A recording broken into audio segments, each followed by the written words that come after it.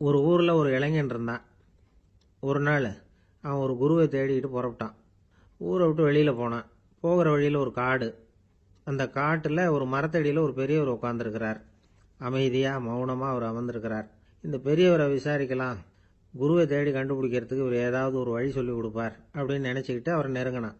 ஐயா, எனக்கு ஒரு குரு தேவை, எங்கே கிடைப்பார், அவரை எப்படி அடையாளம் கண்டுபிடிக்கிறது, அதை பற்றி ஏதாவது விவரம் சொன்னீங்கன்னா நான் கண்டுபிடிச்சிக்குவேன் அப்படின்ட்டுருக்கான். பெரியவர் நிமிர்ந்து பார்த்தார். தம்பி, அது ரொம்ப சுலபம். அவர் வயசானவராக இருப்பார், என்னை விட சுமார் 30 வயசு அதிகமாக இருக்கும். அவர் ஒரு மரத்தடியில் தான் உட்காந்துருப்பார் அப்படின்ட்டுருக்கான். சரிங்க பெரியவரே, அது என்ன மாதிரியான மரம், எப்படி இருக்கும் அப்படின்னு கேட்டிருக்கான். பெரியவர் அந்த விவரங்களையும் சொல்லியிருக்கிறாரு. அது மட்டும் இல்லை, சந்திக்கிற நாள், நேரம், வினாடி முதற்கொண்டு எல்லா விவரங்களையும் துல்லியமாக சொன்னாராம். இவ்வளவு விவரங்களை இவரால் எப்படி சொல்ல முடியுது அப்படின்னு இவனுக்கு ஆச்சரியம்.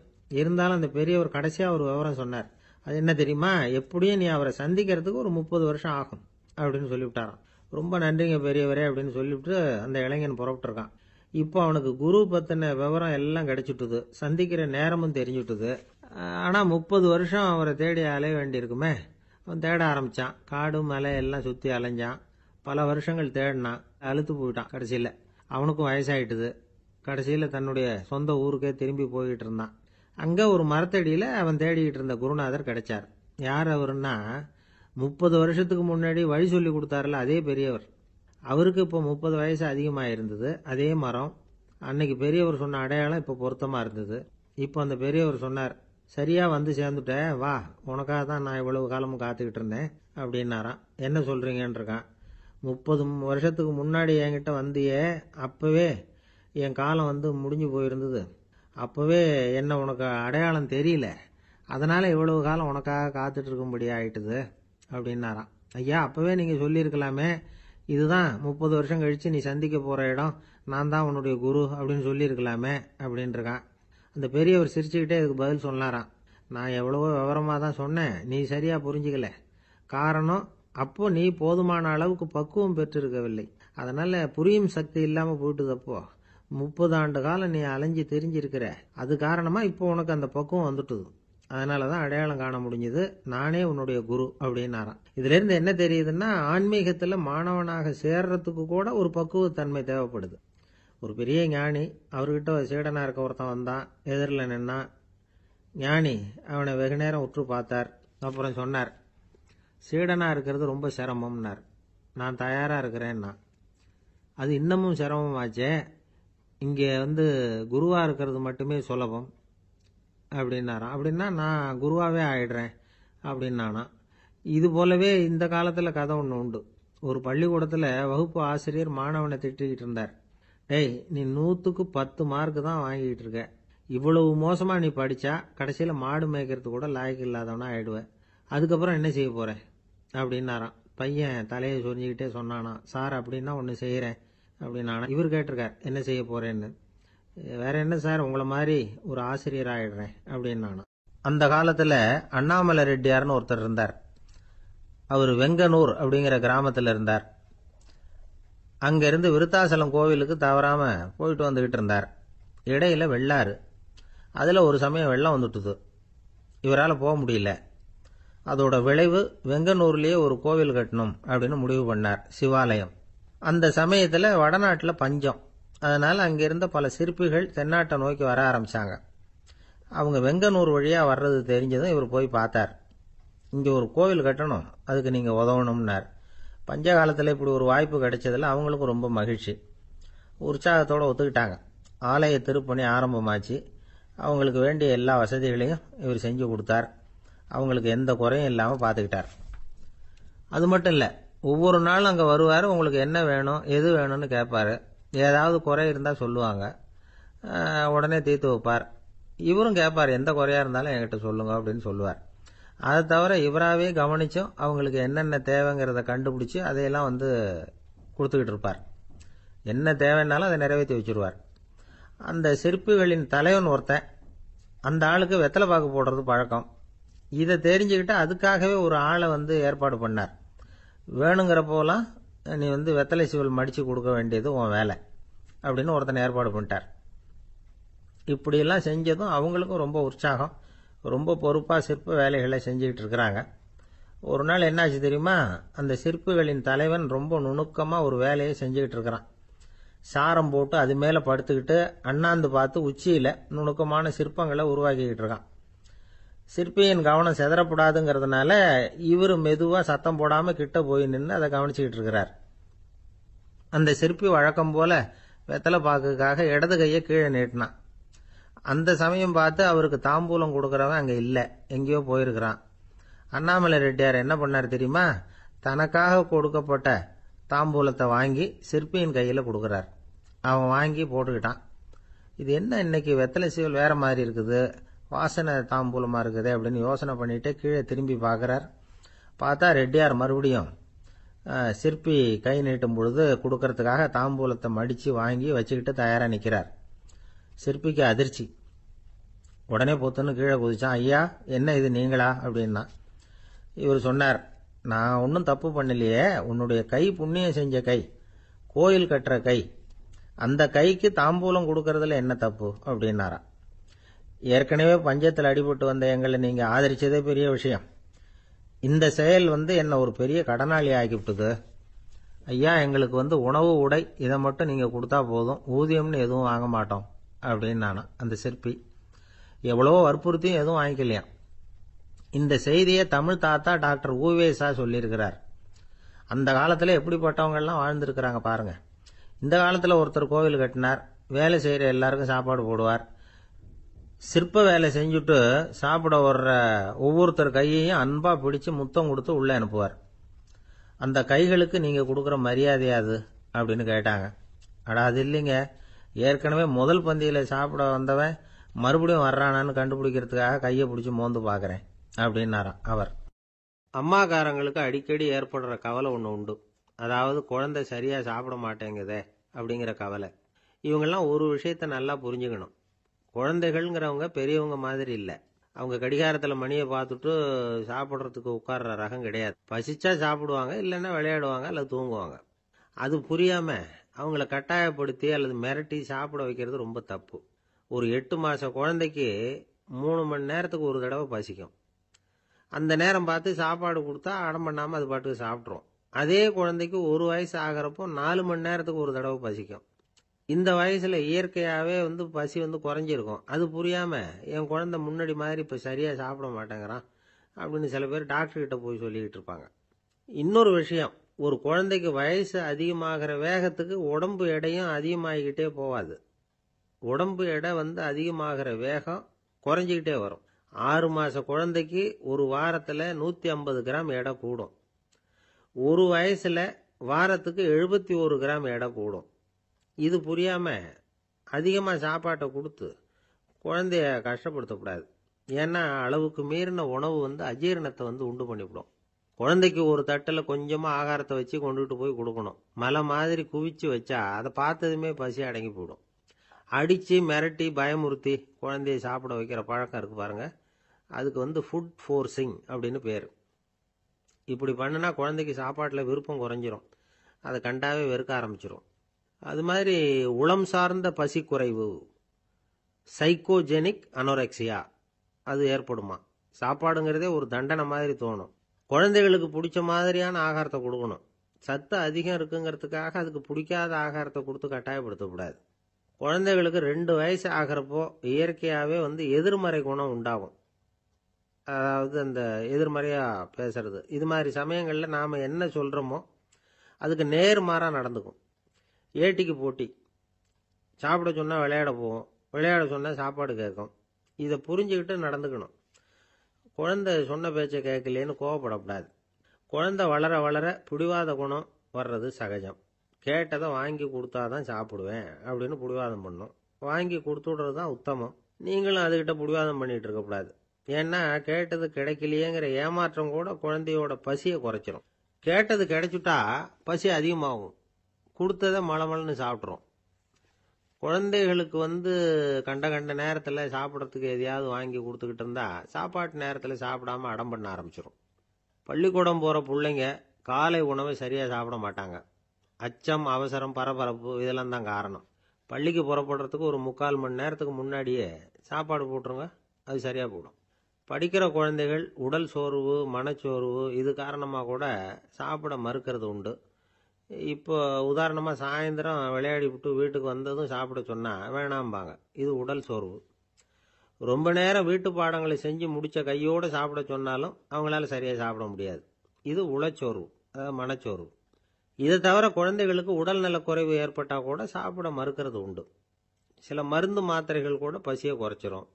அதனால் சரியாக தெரிஞ்சுக்கிட்டு குழந்தைகளை சாப்பிட வைக்கணும். அது புரியாமல் கையில் சாப்பாட்டு தட்டை வச்சுக்கிட்டு குழந்தைகளை விரட்டிக்கிட்டு அலையக்கூடாது. ஒரு சின்ன பையன் சொன்னான், எங்கள் அம்மா சாப்பாடு போடுறது தெரிஞ்சால் நான் உடனே வீட்டை விட்டு வெளியில் ஓடி போடுவேன் அப்படின்னா. ஏன் அப்படி பண்ணுறேன்னு கேட்டோம். எங்கள் அப்பா கூட அது மாதிரி தான் சார் பண்ணுவார் அப்படிங்கிறான். ஒரு நண்பர் யாருக்கோ ஃபோன் பண்ணிக்கிட்டு இருந்தார். அவர் பேசி முடித்ததும் நான் அவரை பார்த்து, இப்போ ஃபோன் பண்ணிங்களே அந்த ஃபோன் நம்பர் என்ன அப்படின்னு கேட்டேன். அவர் தலையை சொரிஞ்சுக்கிட்டார், ஞாபகம் வரலன்னார். சரி சார் அதை விடுங்க, உங்கள் மனைவி பேர் என்ன அப்படின்னு கேட்டேன். மாலதின்னார். என்ன சார் இது வேடிக்கை, கொஞ்ச நேரத்துக்கு முன்னாடி பேசின ஃபோன் நம்பர் மறந்து போச்சு. எப்போவோ கல்யாணம் பண்ணிக்கிட்ட மனைவி பேர் மறக்கலை, அதை கரெக்டாக சொல்லிவிட்டீங்களே அப்படின்னு கேட்டேன். அவர் என்ன ஒரு மாதிரியாக பார்த்தார். அவர் அப்படி என்னை பார்த்ததில் ஒன்றும் தப்பு இல்லை. ஏன்னா நாம் எல்லாருமே அப்படித்தானே. ஒரு குறிப்பிட்ட காரியத்துக்காக தொலைபேசியில் ஒருத்தட்ட பேசுகிறோம்.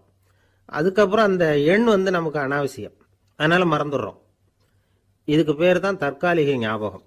ஆனால் மனைவி பேரை மறந்துட முடியுமா? முடியாது. அது அவசியமான ஒன்று. அடிக்கடி அந்த பேரை உபயோகப்படுத்துகிறோம். அதனாலேயும் அது முக்கியங்கிறதுனாலேயும் அதை மறக்கறதில்லை. இதுக்கு பேர் நிரந்தர ஞாபகம். சரி, இந்த தற்காலிக ஞாபகம், நிரந்தர ஞாபகம், இது ரெண்டு ஞாபக அளவுகளையும் கட்டுப்படுத்துறது எது அப்படின்னா மூளைக்குள்ள நடக்கிற மின்சார நடவடிக்கைகள் தான். தற்காலிக ஞாபகம் ஒரு மின்னல் மாதிரி தோன்றி மறையுது. நிரந்தர ஞாபகம் ஒரு படிவம் போல மூளையில படிஞ்சுடுது. ஒரு சம்பவத்தின் பல பிரதிகள் மூளையில பல்வேறு பகுதிகளிலேயும் படியறதுனால ஒன்று மறைஞ்சாலும் மறந்தாலும் இன்னொன்று மறையறதில்லை. இப்படிப்பட்ட நிலைமையில தான் தொண்டையில் இருக்கு, வாயில் வரமாட்டேங்குது சார் அப்படிமா. ஒருத்தருக்கு எந்த துறையில் ஆர்வமும் ஈடுபாடும் அதிகமோ அது சம்பந்தமான ஞாபக சக்தி அதிகமாக இருக்கும். தொழிலை விரும்புகிற ஒரு டெலிஃபோன் ஆபரேட்டருக்கு எண்கள்லாம் நல்ல ஞாபகம் இருக்கும். அது மாதிரி கவிஞர்களுக்கு வார்த்தைகள் நல்ல ஞாபகத்தில் இருக்கும். இது ஒரு பக்கம் இருந்தாலும் ஒரு மூளை எண்களை விட எழுத்துக்களை விட படங்களை ரொம்ப சுலபமாக ஞாபகத்தில் வச்சுக்குது. புரிஞ்சுக்கிற தன்மை, அனுபவம், புத்தி கூர்மை இது கூடி குறையிறத பொறுத்து ஞாபக சக்தியும் ஏறும் இறங்கும். இப்போ உதாரணத்துக்கு ஒரு பையனுக்கு படித்தது எதுவும் ஞாபகத்தில் இல்லைன்னா அவன் அதை சரியாக புரிஞ்சுக்கலன்னு அர்த்தம். இந்த மறதிங்கிறது எந்த சமயத்தில் ஒரு பிரச்சனை ஆகுது தெரியுமா? உங்களுக்கு வேண்டியப்பட்ட ஒருத்தரை ஞாயிற்றுக்கிழமை சாயந்தரம் சரியாக 5 மணிக்கு கடற்கரைக்கு வர சொல்லிவிட்டு அந்த நேரத்தை மறந்துவிட்டா அது பரவாயில்ல, வர சொன்னதையே மறந்துவிட்டா தான் நிலைமை மோசம்னு அர்த்தம். இப்படி இருந்தால் இது சிகிச்சை எடுத்துக்க வேண்டிய நிலைமைங்கிறத புரிஞ்சுக்கணும். ஆமாம், இதுக்கும் மருந்து இருக்குது. ஆனால் மூளை குறிப்பிட்ட அளவுக்கும் கீழே இயங்குறப்போவோ இன்னொன்று சொல்லுவாங்க, இந்த நியூரோ டிரான்ஸ்மிட்டர் அப்படின்னு சொல்லுவாங்க. அப்படிங்கிற மூளை ரசாயனம் ரொம்பவும் குறைஞ்சி போகிறப்போ மட்டும்தான் உபயோகப்படும். டாக்டர் என்ன சொல்கிறாங்க தெரியுமா? மூளையை பொறுத்த வரைக்கும் அதில் ஞாபக சக்தி அதிகமாக உள்ள மூளை, மறதி உள்ள மூளை அப்படின்னு ஒன்றும் கிடையாது அப்படிங்கிறாங்க. நினைவு வச்சுக்கிறதுக்கு பயிற்சி அளிக்கப்பட்ட மூளை, பயிற்சியற்ற மூளை அப்படின்னு வேணும்னா சொல்லலாம் அப்படின்னு சொல்கிறாங்க. அதனால நம்ம ஞாபக சக்திங்கிறது நம்மகிட்ட இருக்கிற பயிற்சி, முயற்சி இதை பொறுத்து தான் அமையும். ஒருத்தர் ஒரு பென்சிலை எங்கேயோ வச்சுக்கிட்டு தேடிக்கிட்டு இருந்தார். அப்புறம் என்னமோ தீவிரமாக யோசனை பண்ணி அதை ஞாபகப்படுத்தி பார்த்துக்கிட்டு இருந்தாராம். எதிரில் உட்காந்துருந்தவர் சொன்னார், பென்சிலை தானே தேடிட்டு இருக்கீங்க, அது உங்கள் வலது காதில் இருக்குது சார் அப்படின்னாராம் அவர். இதுக்கு அவர் சொல்லியிருக்காரு, பென்சிலை வலது காதில் தான் வச்சிருக்கேங்கிறது எனக்கு நல்லா ஞாபகம் இருக்கு, ஆனால் எது வலது காதுங்கிறது தான் மறந்து போச்சு அப்படின்னாராம். அவர் அதை தான் யோசிச்சுட்டு இருந்திருக்கிறார். ஒரு ஊரில் ஒரு ஆள் இருந்தான். அவனுக்கும் அவன் மனைவிக்கும் சண்டை. இவன் கோவிச்சுக்கிட்டு வீட்டை விட்டு வெளியில் வந்துட்டான். நேராக தன்னுடைய நண்பன் ஒருத்தனை தேடிட்டு போனான். அந்த நண்பன் எப்படின்னா எதுக்கும் அசர மாட்டான், எப்பவும் மகிழ்ச்சியாக இருப்பான். அவன்கிட்ட போய் இவன் யோசனை கேட்டான். அது சரி, நீ எப்படி எப்பவும் மகிழ்ச்சியாக இருக்கிற, என்னால் அப்படி இருக்க முடியலையே அப்படின்னு கேட்டான். என்ன நடந்தது சொல்லுன்னா அவன், வீட்டில் எனக்கும் என் மனைவிக்கும் தகராறு, நிம்மதி இல்லை, அதுதான் இங்கே வந்தேன், உங்ககிட்ட யோசனை கேட்கலாமேன்னு அப்படின்னு விவரத்தை சொன்னான். அதை கேட்டுவிட்டு அதுக்கப்புறமா இவன் சொன்னான், இந்த பாருப்பா, இது ஒன்றும் பெரிய விஷயம் இல்லை, எனக்கு 2 மனைவிகள், 2 வீடு, ஒரு வீட்டில் சண்டை வந்துட்டுதுன்னா நேராக இன்னொரு வீட்டுக்கு வந்துடுவேன், இங்கே சண்டை வந்துட்டுதுன்னா நேரம் அங்கே போயிடுவேன். 2 குடும்பம் இருக்கிறதுனால இப்படி ஒரு வசதி. இதுதான் என்னுடைய மகிழ்ச்சியின் ரகசியம் அப்படின்னு நானா. ஓ அப்படியா விஷயம், இப்போ புரிஞ்சுக்கிட்டேன், உன்னுடைய யோசனைக்கு ரொம்ப நன்றி அப்படின்னு சொல்லிவிட்டு அவன் திரும்பி வந்துட்டான். அங்கே இங்கே தேடினான். ஒரு வாரத்துக்குள்ள இன்னொரு பொண்ணை தேடி கண்டுபிடிச்சி கல்யாணம் பண்ணிட்டான். இப்போ இவனுக்கும் 2 வீடு ஆயிட்டுது. அதுக்கப்புறம் என்னாச்சு தெரியுமா, இவன் 2வதா கல்யாணம் பண்ணிக்கிட்டு வந்தானே, இந்த செய்தி முதல் மனைவிக்கு தெரிஞ்சு போச்சு. போனான், அது கழுத்தை பிடிச்சி வெளில தள்ளி விட்டு கதவை சாத்தி விட்டுது. இனிமே இந்த பக்கம் வராத, எனக்கு தெரியாம எப்படி நீ இன்னொரு கல்யாணம் பண்ண அப்படின்னு சொல்லி அடிச்சு விரட்டி விட்டுது. இவன் அதனால என்ன பரவாயில்லன்னு 2வது மனைவி வீட்டுக்கு போனான். அங்க பார்த்து, நீ எனக்கு கல்யாணம் பண்றதுக்கு முன்னாடி ஏற்கனவே உனக்கு கல்யாணம் ஆச்சுங்கிற விஷயத்த ஏன் என்கிட்ட சொல்லல அப்படின்னு சொல்லி அதுவும் கழுத்தை பிடிச்சி வெளில தள்ளி விட்டுது. இவன் வீதிக்கு வந்துட்டான். இங்கேயும் போக முடியல, அங்கேயும் போக முடியல. என்ன இது, அவன் சொல்லி கொடுத்த யோசனை ஒன்றும் சரியா வரலையே அப்படின்னு யோசனை பண்ணிக்கிட்டே நடந்தான். வழியில ஒரு பாழடைஞ்ச மண்டபம். சரி, இன்னைக்கு ராத்திரி இங்கேயே படுத்துருவோம், வேற எங்கேயும் போய் படுத்து தூங்க முடியாது, அதான் 2 பேரும் விரட்டி விட்டாங்களே, என்ன பண்றது அப்படின்னு சொல்லி அந்த மண்டபத்துல போய் ஒரு தூண்ல ஓரமா சாஞ்சி உக்காந்தான். அப்போ எதுத்தாப்புல இன்னொரு தூண் ஓரமா யாரோ அசைறது மாதிரி தெரிஞ்சுது, லேசான இருட்டுல. யாரப்பா அது அப்படின்னு கிட்ட போய் பாக்குறான்.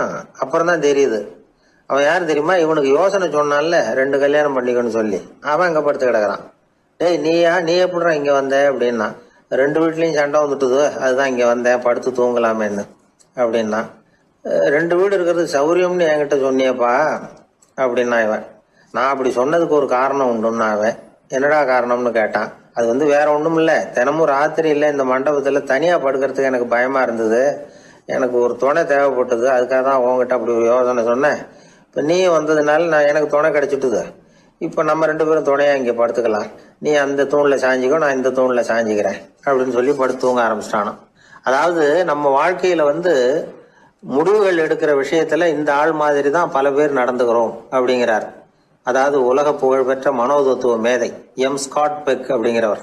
அதாவது வீட்டுக்கு தேவையான பொருள்கள் வாங்குறதுல இருந்து கல்யாணம் பண்றது, வீடு கட்டுறது வரைக்கும் அடுத்தவங்க பேச்சை கேட்டு வீணா போறவங்க தான் அதிகம். அறிவுரை கேட்கறதுல தப்பு இல்லை, ஆனா அதுக்கப்புறம் அதை பத்தி சரியா சிந்திச்சு பாக்குறது இல்ல, அதுதான் தப்பு. சில பேர் அறிவுரை சொல்றதுலயே ரொம்ப தெளிவா இருப்பாங்க. ஏன் சார் 2 சம்சாரத்தோட குடும்பம் நடத்துறது ரொம்ப கஷ்டமானு கேட்டாராம் ஒருத்தர். அது எனக்கு தெரியாதுங்க அப்படின்னாராம் அவரு. ஏன்னு கேட்டிருக்கார். ஏன்னா எனக்கு 3 சம்சாரம் அப்படின்னாராம் அவர். ஒரு ஆளு வேகமா நடந்து போய்கிட்டு இருந்தான். அவன் வேகமா நடக்கிறதுக்கு காரணம் வெயில் காலம், காலில் செருப்பு இல்லை, மணல் பாதை, அதுதான் வேகம். காலில் செருப்பும் இல்லாம கையில குடையும் இல்லாம அந்த ஆளு வெயில்ல நடந்து போய்கிட்டு இருக்கிறான். அந்த சமயத்துல இன்னொருத்தன் குதிரை மேல ஏறி அந்த வழியா வந்துகிட்டு இருக்கிறான். அவன் காலில் செருப்பும் இருந்தது, கையில குடையும் இருந்தது. நடந்து போய்கிட்டு இருந்தவன் அந்த குதிரை ஆசாமியை பார்த்து கேட்டான், ஐயா நீங்களும் குதிரை மேல உட்காந்துக்கிட்டு போய்கிட்டு இருக்கிறீங்க, அப்படி இருக்கிறப்போ உங்களுக்கு அந்த செருப்பு என்னத்துக்கு, அதை எனக்கு கொடுத்து உதவலாமே அப்படின்னா. குதிரை மேல உட்காந்துருந்தவன் யோசனை பண்ணி பார்த்தான். இவன் சொல்றது நியாயம்தானே அப்படின்னு சொல்லி தன்னுடைய செருப்பை கழட்டி அந்த வழிப்போக்கனுக்கு கொடுத்துட்டான். ரொம்ப நல்லதுங்க அப்படின்னு சொல்லி இவன் அதை வாங்கி காலில் மாட்டிக்கிட்டான். அதுக்கப்புறம் மறுபடியும் இவன் ஆரம்பிச்சான், ஐயா நீங்க குதிரையில் போறதுனால போக வேண்டிய இடத்துக்கு வேகமா போய் சேர்ந்துருவீங்க, அதனால உங்க கையில் அந்த குடை என்னத்துக்கு, நான் நடந்து போயிட்டு இருக்கிறவன் ரொம்ப நேரம் நடக்க வேண்டியிருக்கும் இந்த வெயில்ல, அதனால அந்த கொடையையும் எனக்கு கொடுங்களேன் அப்படின்னா. குதிரை வீரன் யோசனை பண்ணி பார்த்தான், இதுவும் நியாயம்தானே அப்படின்னு அவனுக்கு தோணுச்சு. உடனே இறக்கப்பட்டு தன் காலில் இருந்த செருப்பை கொடுத்தது மாதிரியே தன் கையில் இருந்த கொடையையும் இவங்கிட்ட கொடுத்துட்டான். அதுக்கப்புறம் அவன் நிம்மதியாக புறப்பட்டான். இப்போ மறுபடியும் கை தட்டி அவனை நிறுத்தினான். கீழே நின்றுட்டு இருந்தவன், என்னப்பா ஏன் என்ன நிறுத்தின, இன்னும் ஏதாவது வேணுமா உனக்கு அப்படின்னா குதிரையில் இருந்தவன். இவன் மெதுவாக வாயை திறந்து, அந்த குதிரையையும் என்கிட்ட கொடுத்துருங்களேன்னா. அந்த குதிரை வீரன் இப்போ ஒரு கணம் யோசனை பண்ணி பார்த்தான். உடனே என்ன பண்ணான் தெரியுமா, தன்கிட்ட இருந்த குதிரை சவுக்கை எடுத்தான். குதிரை சவுக்கால அந்த ஆளை வாங்குவாங்கன்னு வீசி தள்ளிவிட்டான். இவ்வளவு சவுக்கடியும் வாங்கிக்கிட்டு இந்த ஆள் என்ன பண்ணான் தெரியுமா, சிரிக்கிறான். அடி வாங்கிட்டு யாராவது சிரிப்பாங்களா? குதிரை வீரனுக்கு ஒன்றும் புரியல. என்னப்பா அது, ஏன் இப்படி அடி வாங்கிட்டு இப்படி சிரிக்கிறியே அப்படின்னு கேட்டான். இப்ப அந்த வழிப்போக்கன் சொல்றான், ஐயா நான் இப்படி சிரிக்கிறதுக்கு காரணம் இருக்கு. இப்படி குதிரை கேட்டு உங்ககிட்ட அடி வாங்கலைன்னு வச்சுக்கோங்க, என் உயிர் உள்ள வரைக்கும் மனசுல ஒரு தவிப்பு இருந்துகிட்டே இருக்கும். செருப்பையும் கொடையையும் கேட்ட உடனே கொடுத்தவன் குதிரையையும் கேட்டிருந்தா கொடுத்துருப்பானோ அப்படிங்கிற பேராசையில ஏங்கிக்கிட்டே இருந்திருப்பேன். இப்போ உங்ககிட்ட அடி வாங்கின பிறகு என்னுடைய அந்த சந்தேகம் தீர்ந்து போச்சு. என்னுடைய ஆசைக்கு எல்லை எது அப்படிங்கறத எனக்கு புரிஞ்சுட்டுது அப்படின்னு சொல்லிவிட்டு அவன் நடக்க ஆரம்பிச்சுட்டானான். ஆசைக்கும் எல்லை உண்டு அப்படிங்கிறத விளக்கறதுக்காக வாரியார் சுவாமிகள் சொல்ற கதை இது. இந்த காலத்திலயும் ஒருத்தன் அது மாதிரி கொடை செருப்போட குதிரையில போய்கிட்டு இருந்தான். எதிரில் நடந்து வந்தவன், ஐயா உங்க கொடையை எனக்கு கொடுங்களேன்னு கேட்டான். உடனே அவன் குதிரையிலிருந்து கீழே குதிச்சு அவனை சாட்டையால் அடிக்க ஆரம்பிச்சுட்டான். இன்னொருத்தர் அந்த வழியா வந்தவர் இதை பார்த்தார்.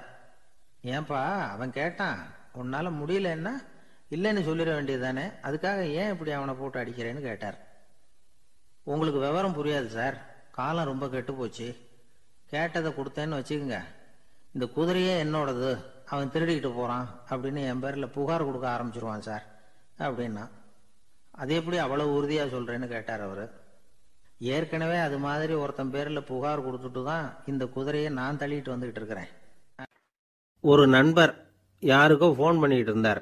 அவர் பேசி முடிச்சதும் நான் அவரை பார்த்து, இப்போ ஃபோன் பண்ணீங்களே அந்த ஃபோன் நம்பர் என்ன அப்படின்னு கேட்டேன். அவர் தலையை சொரிஞ்சுக்கிட்டார், ஞாபகம் வரலன்னார். சரி சார் அதை விடுங்க, உங்க மனைவி பேர் என்ன அப்படின்னு கேட்டேன். மாலதின்னார். என்ன சார் இது வேடிக்கை, கொஞ்ச நேரத்துக்கு முன்னாடி பேசின ஃபோன் நம்பர் மறந்து போச்சு. எப்போ கல்யாணம் பண்ணிட்ட மனைவி பேர் மறக்கலை, அதை கரெக்டாக சொல்லிவிட்டீங்களே அப்படின்னு கேட்டேன். அவர் என்ன ஒரு மாதிரியாக பார்த்தார். அவர் அப்படி என்னை பார்த்ததில் ஒன்றும் தப்பு இல்லை, ஏன்னா நாம் எல்லாருமே அப்படித்தானே. ஒரு குறிப்பிட்ட காரியத்துக்காக தொலைபேசியில் ஒருத்தட்ட பேசுகிறோம், அதுக்கப்புறம் அந்த எண் நமக்கு அனாவசியம், அதனால் மறந்துடுறோம். இதுக்கு பேர் தான் தற்காலிக ஞாபகம். ஆனால் மனைவி பேரை மறந்துட முடியுமா? முடியாது. அது அவசியமான ஒன்று. அடிக்கடி அந்த பேரை உபயோகப்படுத்துகிறோம், அதனாலேயும் அது முக்கியங்கிறதுனாலேயும் அதை மறக்கிறது இல்லை. இதுக்கு பேர் நிரந்தர ஞாபகம். சரி, இந்த தற்காலிக ஞாபகம் நிரந்தர ஞாபகம் இது ரெண்டு ஞாபக அளவுகளையும் கட்டுப்படுத்துறது எது அப்படின்னா மூளைக்குள்ள நடக்கிற மின்சார நடவடிக்கைகள் தான். தற்காலிக ஞாபகம் ஒரு மின்னல் மாதிரி தோன்றி மறையுது. நிரந்தர ஞாபகம் ஒரு படிவம் போல மூளையில படிஞ்சுடுது. ஒரு சம்பவத்தின் பல பிரதிகள் மூளையில பல்வேறு பகுதிகளிலேயும் படிகிறதுனால ஒன்று மறைஞ்சாலும் மறந்தாலும் இன்னொன்று மறையறதில்ல. இப்படிப்பட்ட நிலைமையில தான் இந்த தொண்டையில் இருக்கு, வாயில் வரமாட்டேங்குது சார் அப்படிமா.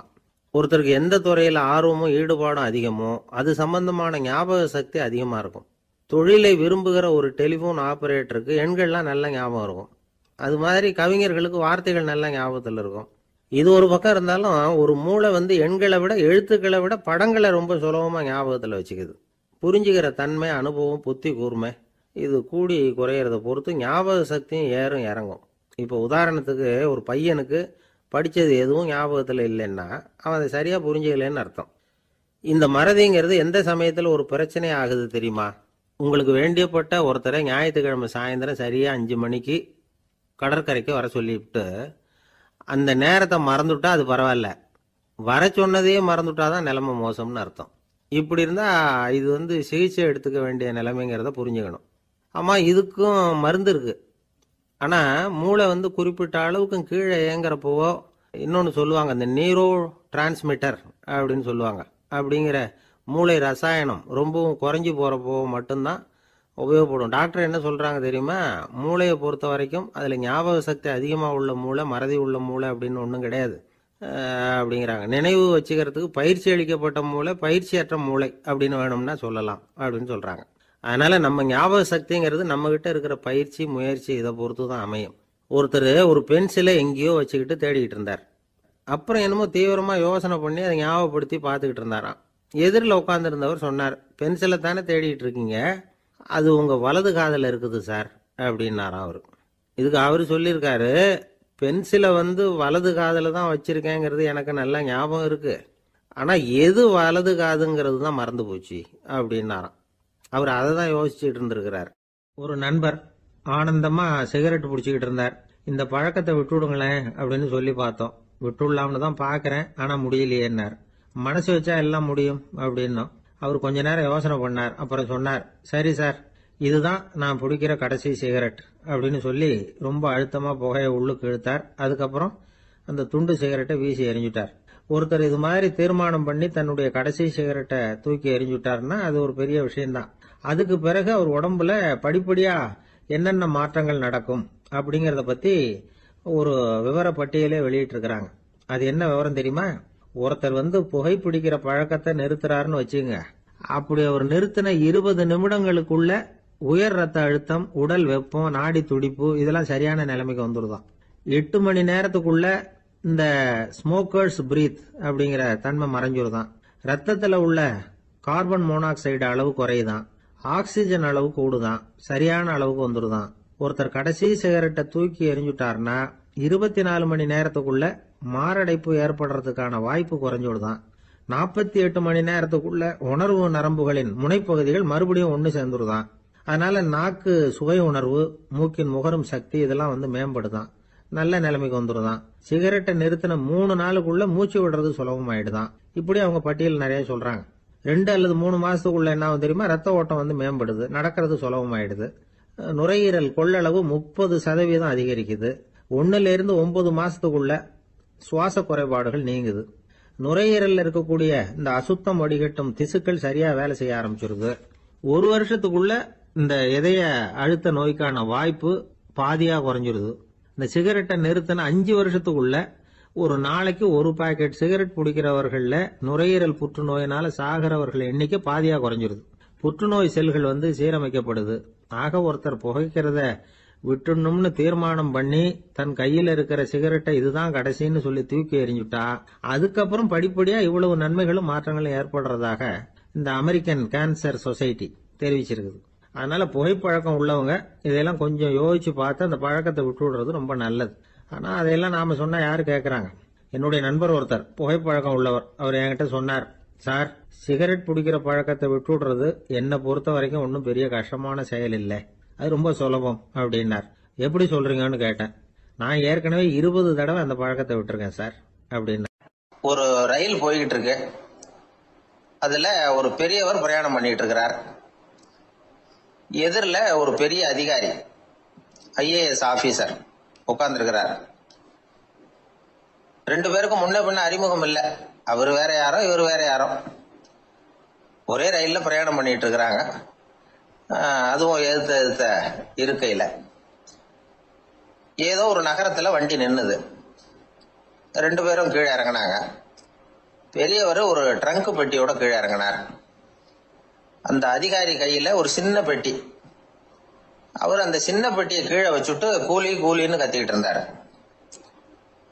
இந்த பெரியவர் பார்த்தார், ஐயா இந்த பெட்டி மட்டும்தானா, இல்ல இன்னும் ஏதாவது இருக்குதா அப்படின்னு விசாரிச்சார். இப்ப அதிகாரி சொன்னாரு, இல்லைங்க இது மட்டும்தான் அப்படின்னு சொன்னார். இதுக்கு என்னத்துக்காக கூலி ஆள், நானே எடுத்துக்கிட்டு வரேனே வாங்க அப்படின்னு சொல்லி அந்த பெட்டியை இந்த பெரியவர் கையில எடுத்துக்கிட்டாரு. எடுத்ததும் 2 பேரும் பேசிக்கிட்டே நடந்து வராங்க. இப்ப பெரியவர் சொன்னார், இப்ப உள்ள நாகரிகம் எப்படி இருக்குன்னா சுமை கால் பணம், சும கூலி முக்கால் பணம் அப்படிங்கிற மாதிரி இருக்கு. பணத்தை வீணாக்கிறதோட இது கௌரவம்னு வேற நினைக்கிறாங்க அப்படின்னார். அவர் சொல்றது சரிதான். 10 ரூபாய் மதிப்புள்ள ஒரு சுமைய 30 ரூபா கொடுத்து தூக்கிட்டு போவோம். நாமே அதை தூக்கினா நமக்கு கௌரவ குறைச்சல் அப்படின்னு நினைப்போம். இதுதான் நம்ம நிலைமை. ஆனா அந்த பெரியவர் என்ன சொன்னார் தெரியுமா? நீங்க எங்க போகணுமோ அது வரைக்கும் நானே இதை எடுத்துட்டு வரேன் அப்படின்னார். அந்த அதிகாரி பக்கத்துல உள்ள ஒரு ஹோட்டல் வரைக்கும் போனார். பெரியவரும் அங்க கொண்டுட்டு போய் பெட்டியை வச்சார். உடனே அந்த பெரிய அதிகாரி அவருக்கு பணம் கொடுக்கறதுக்காக பர்ஸ் எடுத்தார். உடனே இவரு, ஐயா எனக்கு கூலி எதுவும் வேணாம், உங்களுக்கு சேவை செய்யறது என்னுடைய கடமை. நான் இந்த சேவையை செய்தது பணத்துக்காக இல்ல, அன்புக்காக அப்படின்னு சொல்லிவிட்டார். அதுக்கப்புறம் அவர் நன்றினார். 2 பேரும் பிரிஞ்சுட்டாங்க. இது முடிஞ்சது. அன்னைக்கு சாயந்தரம் அங்க ஒரு பெரிய கூட்டம் நடக்குது. இந்த அதிகாரியும் அந்த கூட்டத்துக்கு போறார். மக்கள் கூட்டம் ரொம்ப அதிகம். அதனால இந்த அதிகாரியும் ஒரு ஓரமா உட்காந்துக்கிட்டார். அப்புறம் கொஞ்ச நேரத்துல இந்த முக்கிய விருந்தினர் பேசுறதுக்காக வரார் மேடைக்கு. மேடையில இருந்த பெரியவங்க எல்லாம் எழுந்திருச்சு நின்று அவருக்கு மாலை போட்டு மரியாதை செய்யறாங்க. எங்கேயோ ஒரு மூலையில உட்கார்ந்து இருந்தாரு அதிகாரி. அவரு இதை கவனிச்சார். அவருக்கு ரொம்ப ஆச்சரியம், அதிர்ச்சி. ஏன்னா அங்க பேச வந்த முக்கிய விருந்தினர் வேற யாரும் இல்ல, இன்னைக்கு காலையில இவர் பெட்டியை தூக்கிட்டு வந்தாரு பெரியவர், அவர்தான். சரி, அந்த பெரியவர் யார் தெரியுமா? அவர்தான் ஈஸ்வர சந்திர வித்யாசாகர். கூட்டம் முடிஞ்சது. அதிகாரி அவரை தேடி ஓடினார். அவர் கைகளை பிடிச்சுக்கிட்டார். ஐயா, என்ன மன்னிச்சுருங்க அப்படின்னாரு. அப்புறம் சொன்னார், அகங்காரம்ங்கிற கெட்ட புத்தி தான் உண்மைய கண்கள்ல இருந்து மறைக்குது. அகங்காரம் தான் மனுஷனை அழிக்குது. நீங்க ரொம்ப பெரிய மனிதர், இருந்தாலும் மனித தன்மையோட நடந்துக்கிறீங்க. இந்த அன்பு, தயவு, பொறுமை இதெல்லாம் இல்லைன்னா மனிதனாக இருக்கிறதுல என்ன பிரயோஜனம் அப்படின்னு சொல்லிவிட்டு அந்த அதிகாரி போனாராம். மனித தன்மைன்னா என்ன அப்படிங்கிற கேள்விக்கு இந்த பெரியவர் ஒரு உதாரணம். இப்பெல்லாம் அப்படியா இருக்கிறாங்க? ஒரு பெரியவர் ஒரு பெட்டியை தூக்கிட்டு வந்துகிட்டு இருக்கிறார். ஒரு இளைஞன் ஓடி வந்தான். கொடுங்க சார், நான் தூக்கிட்டு வரேன்னா. கொடுத்தார். வாங்கி தலையில வச்சுக்கிட்டான். அப்புறம் சொன்னான், அடுத்தவங்க சிரமப்படக்கூடாதுங்கிறது என்னுடைய கொள்கை அப்படின்னா. அது நல்லதுதான் அவரு. கடைசியில பெட்டியை கொடுத்தான். வாங்கிட்டு பரிசை திறந்தார் பணம் கொடுக்கறதுக்காக. வேணாங்க அப்படின்னு விட்டான் அந்த இளைஞன். ஏன்? நான் சொன்னேன் அடுத்தவங்க சிரமப்படக்கூடாதுங்கிறது என்னுடைய கொள்கைன்னு. அதனால உங்களுக்கு சிரமம் கொடுக்கக்கூடாதுங்கிறதுக்காக வரும்பொழுது நானே உங்க பரிசை எடுத்து வேணுங்கிற பணத்தை எடுத்துக்கிட்டு திருப்பி உங்க பாக்கெட்லயே போட்டுட்டேன் அப்படின்னா. இப்படி இருக்குது இந்த காலம். அதனால வாழ்க்கையில அன்பு, தயவு, பொறுமை இதெல்லாம் ரொம்ப அவசியம் அப்படிங்கறத நாம புரிஞ்சுக்கணும். ஒரு காட்டுல ஒரு நரி இருந்தது. ஒரு நாள் காலை நேரம் அது தன்னுடைய இருப்பிடத்திலிருந்து வெளியில வந்தது. கொஞ்ச தூரம் நடந்து வந்தது. அப்பதான் அது தன்னோட நிழலை கவனிச்சு பார்த்தது. பார்த்தா அது ரொம்ப நீளமா பெருசா இருக்குது. காலை நேரத்துல நிழல் அப்படித்தானே இருக்கும். ஆனா அந்த நரிக்கு அந்த விஷயம் தெரியல. தன்னுடைய நீண்ட பெரிய நிழலை பார்த்து ஆச்சரியப்பட்டது. ஆஹா, நாம இவ்வளவு பெருசாவா இருக்கிறோம் அப்படின்னா என்னுடைய காலை சாப்பாட்டுக்கு ஒரு யானை இல்லைன்னா ஒரு ஒட்டகம் கிடைச்சாதான் சரியா இருக்கும் போல இருக்கு அப்படின்னு முடிவு பண்ணிக்கிட்டது. உடனே ஒரு யானை அல்லது ஒட்டகத்தை தேடி அலைஞ்சது, எங்க கிடைக்கும்னு. கிடைக்கவே இல்லை. மத்தியானம் 12 மணி ஆயிட்டுது. பசியோட அலையுது. இப்ப தன்னோட நிழலை பார்த்தது. அது மத்தியான நிழல் எப்படி இருக்கும்? அது ரொம்பவும் குறுகி போய் தெரிஞ்சது. உடனே அந்த நரி என்ன நினைச்சுக்கிட்டு தான் தெரியுமா? காலை ஆகாரம் சாப்பிடாததுனால நம்ம உடம்பு இப்படி அழிச்சு போட்டுதே அப்படின்னு நினைச்சுக்கிட்டு தான். கொஞ்ச நேரம் கழிச்சு மறுபடியும் தன்னுடைய நிழலை பார்க்குது. அது இன்னமும் குறுகி போய் காலடியிலேயே வந்துட்டுது. அதுக்கு பயமா போயிடுது. ஐயோ, இன்னும் கொஞ்ச நேரத்துல நாம இறந்துருவோம் போல இருக்க. இப்ப என்ன செய்யறது? இந்த சமயத்துல ஒரு எறும்பு கிடைச்சா கூட போதும், அதை நம்ம காலை ஆகாரமா நினைச்சு சாப்பிட்டுள்ளாமே அப்படின்னு நினைச்சுதான். நம்முடைய நிழல் கூட நம்மள மாதிரியே தான் அடிக்கடி மாறிக்கிட்டே தான் இருக்குது. அது எப்பவும் ஒரே மாதிரி இருக்கிறது இல்ல. மனிதனுக்கு ஏற்படுகிற தன்முனைப்பு இருக்கு பாருங்க, ஈகோ, அது கூட ஒரு நிழல் மாதிரி தானா. அப்படி நினைக்க ஆரம்பிச்சுட்டா அதனால ஏதும் பிரச்சனை வராதான். தன்முனைப்பை நிழல் போலவே ஏற்றுக்கொள்ளுங்கள் அப்படிங்கிறது பெரியவங்க கருத்து. ஒரு காரியத்தை வெற்றிகரமா நல்ல விதமா செஞ்சு முடிக்கிறோம்னு வச்சுக்கோங்க. அந்த சமயத்துல ஒரு வித நுட்பமான தற்பெருமை நமக்குள்ள உண்டாகுது. இது இயற்கையானது. அதனால இது மேல பற்று வைக்கக்கூடாது. அப்படி வைக்க ஆரம்பிச்சுட்டா அந்த தற்பெருமை ஒரு நிரந்தர விருந்தாளியா நம்ம கிட்ட தங்கிக்கும். நம்ம நிழல் எப்படின்னு பாருங்க. நாம நடக்கும் பொழுது நம்ம பின்னாடியே வரும். தன்முனைப்பையும் அப்படியே நினைச்சுக்குங்க. நிழல் யாருக்கும் எந்த பிரச்சனையையும் உண்டாக்குறது இல்லை. ஆனா அந்த நிழலை கண்டே நாம பயப்பட ஆரம்பிச்சுட்டா நாம எதுலையும் வெற்றி காண முடியாது. நிழலோட சண்டை போடக்கூடாது. அது மாதிரி தன்முனைப்போடவும் நாம சண்டை போட வேண்டியதில்லை. இல்லாத ஒன்றோடு சண்டை போடுறது எப்படின்னா அது இருட்டோட சண்டை போடுறது மாதிரி. நாம நிழல் கிடையாது. நம்ம கிட்ட இருக்கிற தன்முனைப்பு ஒரு நிழல். நம்ம நிழலையும் நமக்கு சமமா பாக்குறோம் பாருங்க, அங்கதான் சிக்கலே ஆரம்பம். இப்போ நாம நடந்து போய்கிட்டு இருக்கிறோம். நம்ம நிழல் தரையில விழுது. யாரோ ஒருத்தர் நம்ம நிழல் மேல காலை வச்சு நடந்து போறார். உடனே அவர்கிட்ட சண்டைக்கா போறோம், ஏண்டா என் நிழலை மிதிச்ச அப்படின்னு. நமக்கு தெரியும் அது நிழல் தாங்கிறது. அவர் உங்க மேல நடக்கல, உங்களுடைய நிழல் மேலதான் நடக்கிறார். அது மாதிரி உங்க தன்முனைப்பின் மேல யாராவது நடந்தா உங்களை அவமானப்படுத்துறதா நினைக்கிறீங்க. காரணம் நாமளும் நம்ம தன்முனைப்பும் ஒண்ணுங்கிற நினைப்பு தான் காரணம். மற்றபடி வேற ஒண்ணும் கிடையாது. நம்ம நிழல் மேல நடக்கிறவர் நம்மளை காயப்படுத்துறது இல்லை. தன்முனைப்பை வேண்டாத ஒன்னாவும் பார்க்க வேண்டியதில்லை. அது இயற்கை. நிழலை உங்க முன்னாடி வைக்க வேணாம், அது உங்க பின்னாடியே இருக்கட்டும்.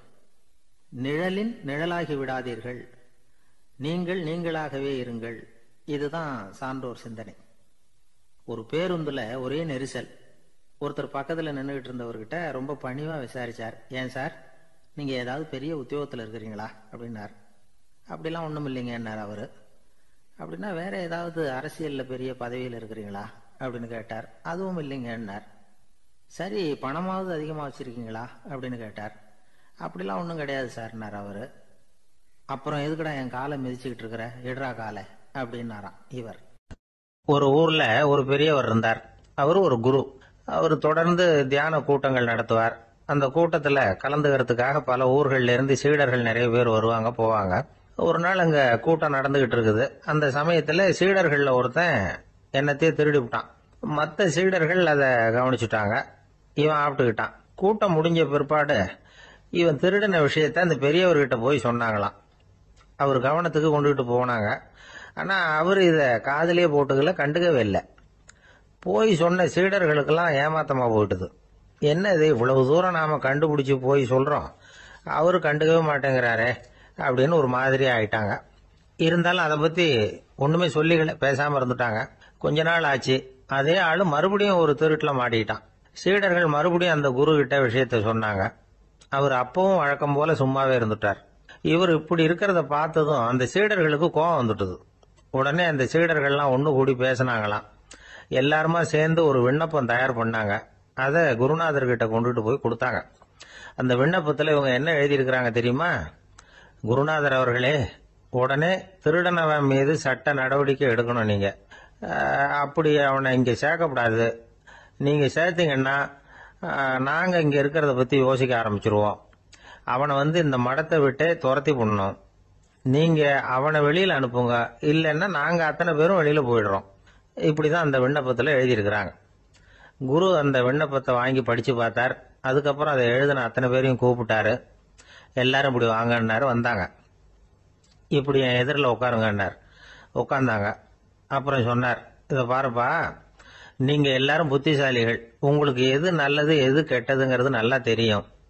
நீங்க மேற்கொண்டு ஏதாவது படிக்கணும்னு நினைச்சா வேற எங்க வேணும்னாலும் போகலாம். அதுக்கு நான் தடை சொல்ல மாட்டேன். ஆனா உங்களால குற்றம் சாட்டப்பட்ட அவன் இருக்கானே, அவன் எப்படின்னா அவனுக்கு எது நல்லது எது கெட்டதுங்கிறதெல்லாம் தெரியாது. அதனாலதான் திருடுறான். நீங்க சொல்றது மாதிரி அவனை அடிச்சு துரத்தி விடுறோம்னு வச்சுங்க, அவனுக்கு எப்படி நல்லது கெட்டது தெரியும்?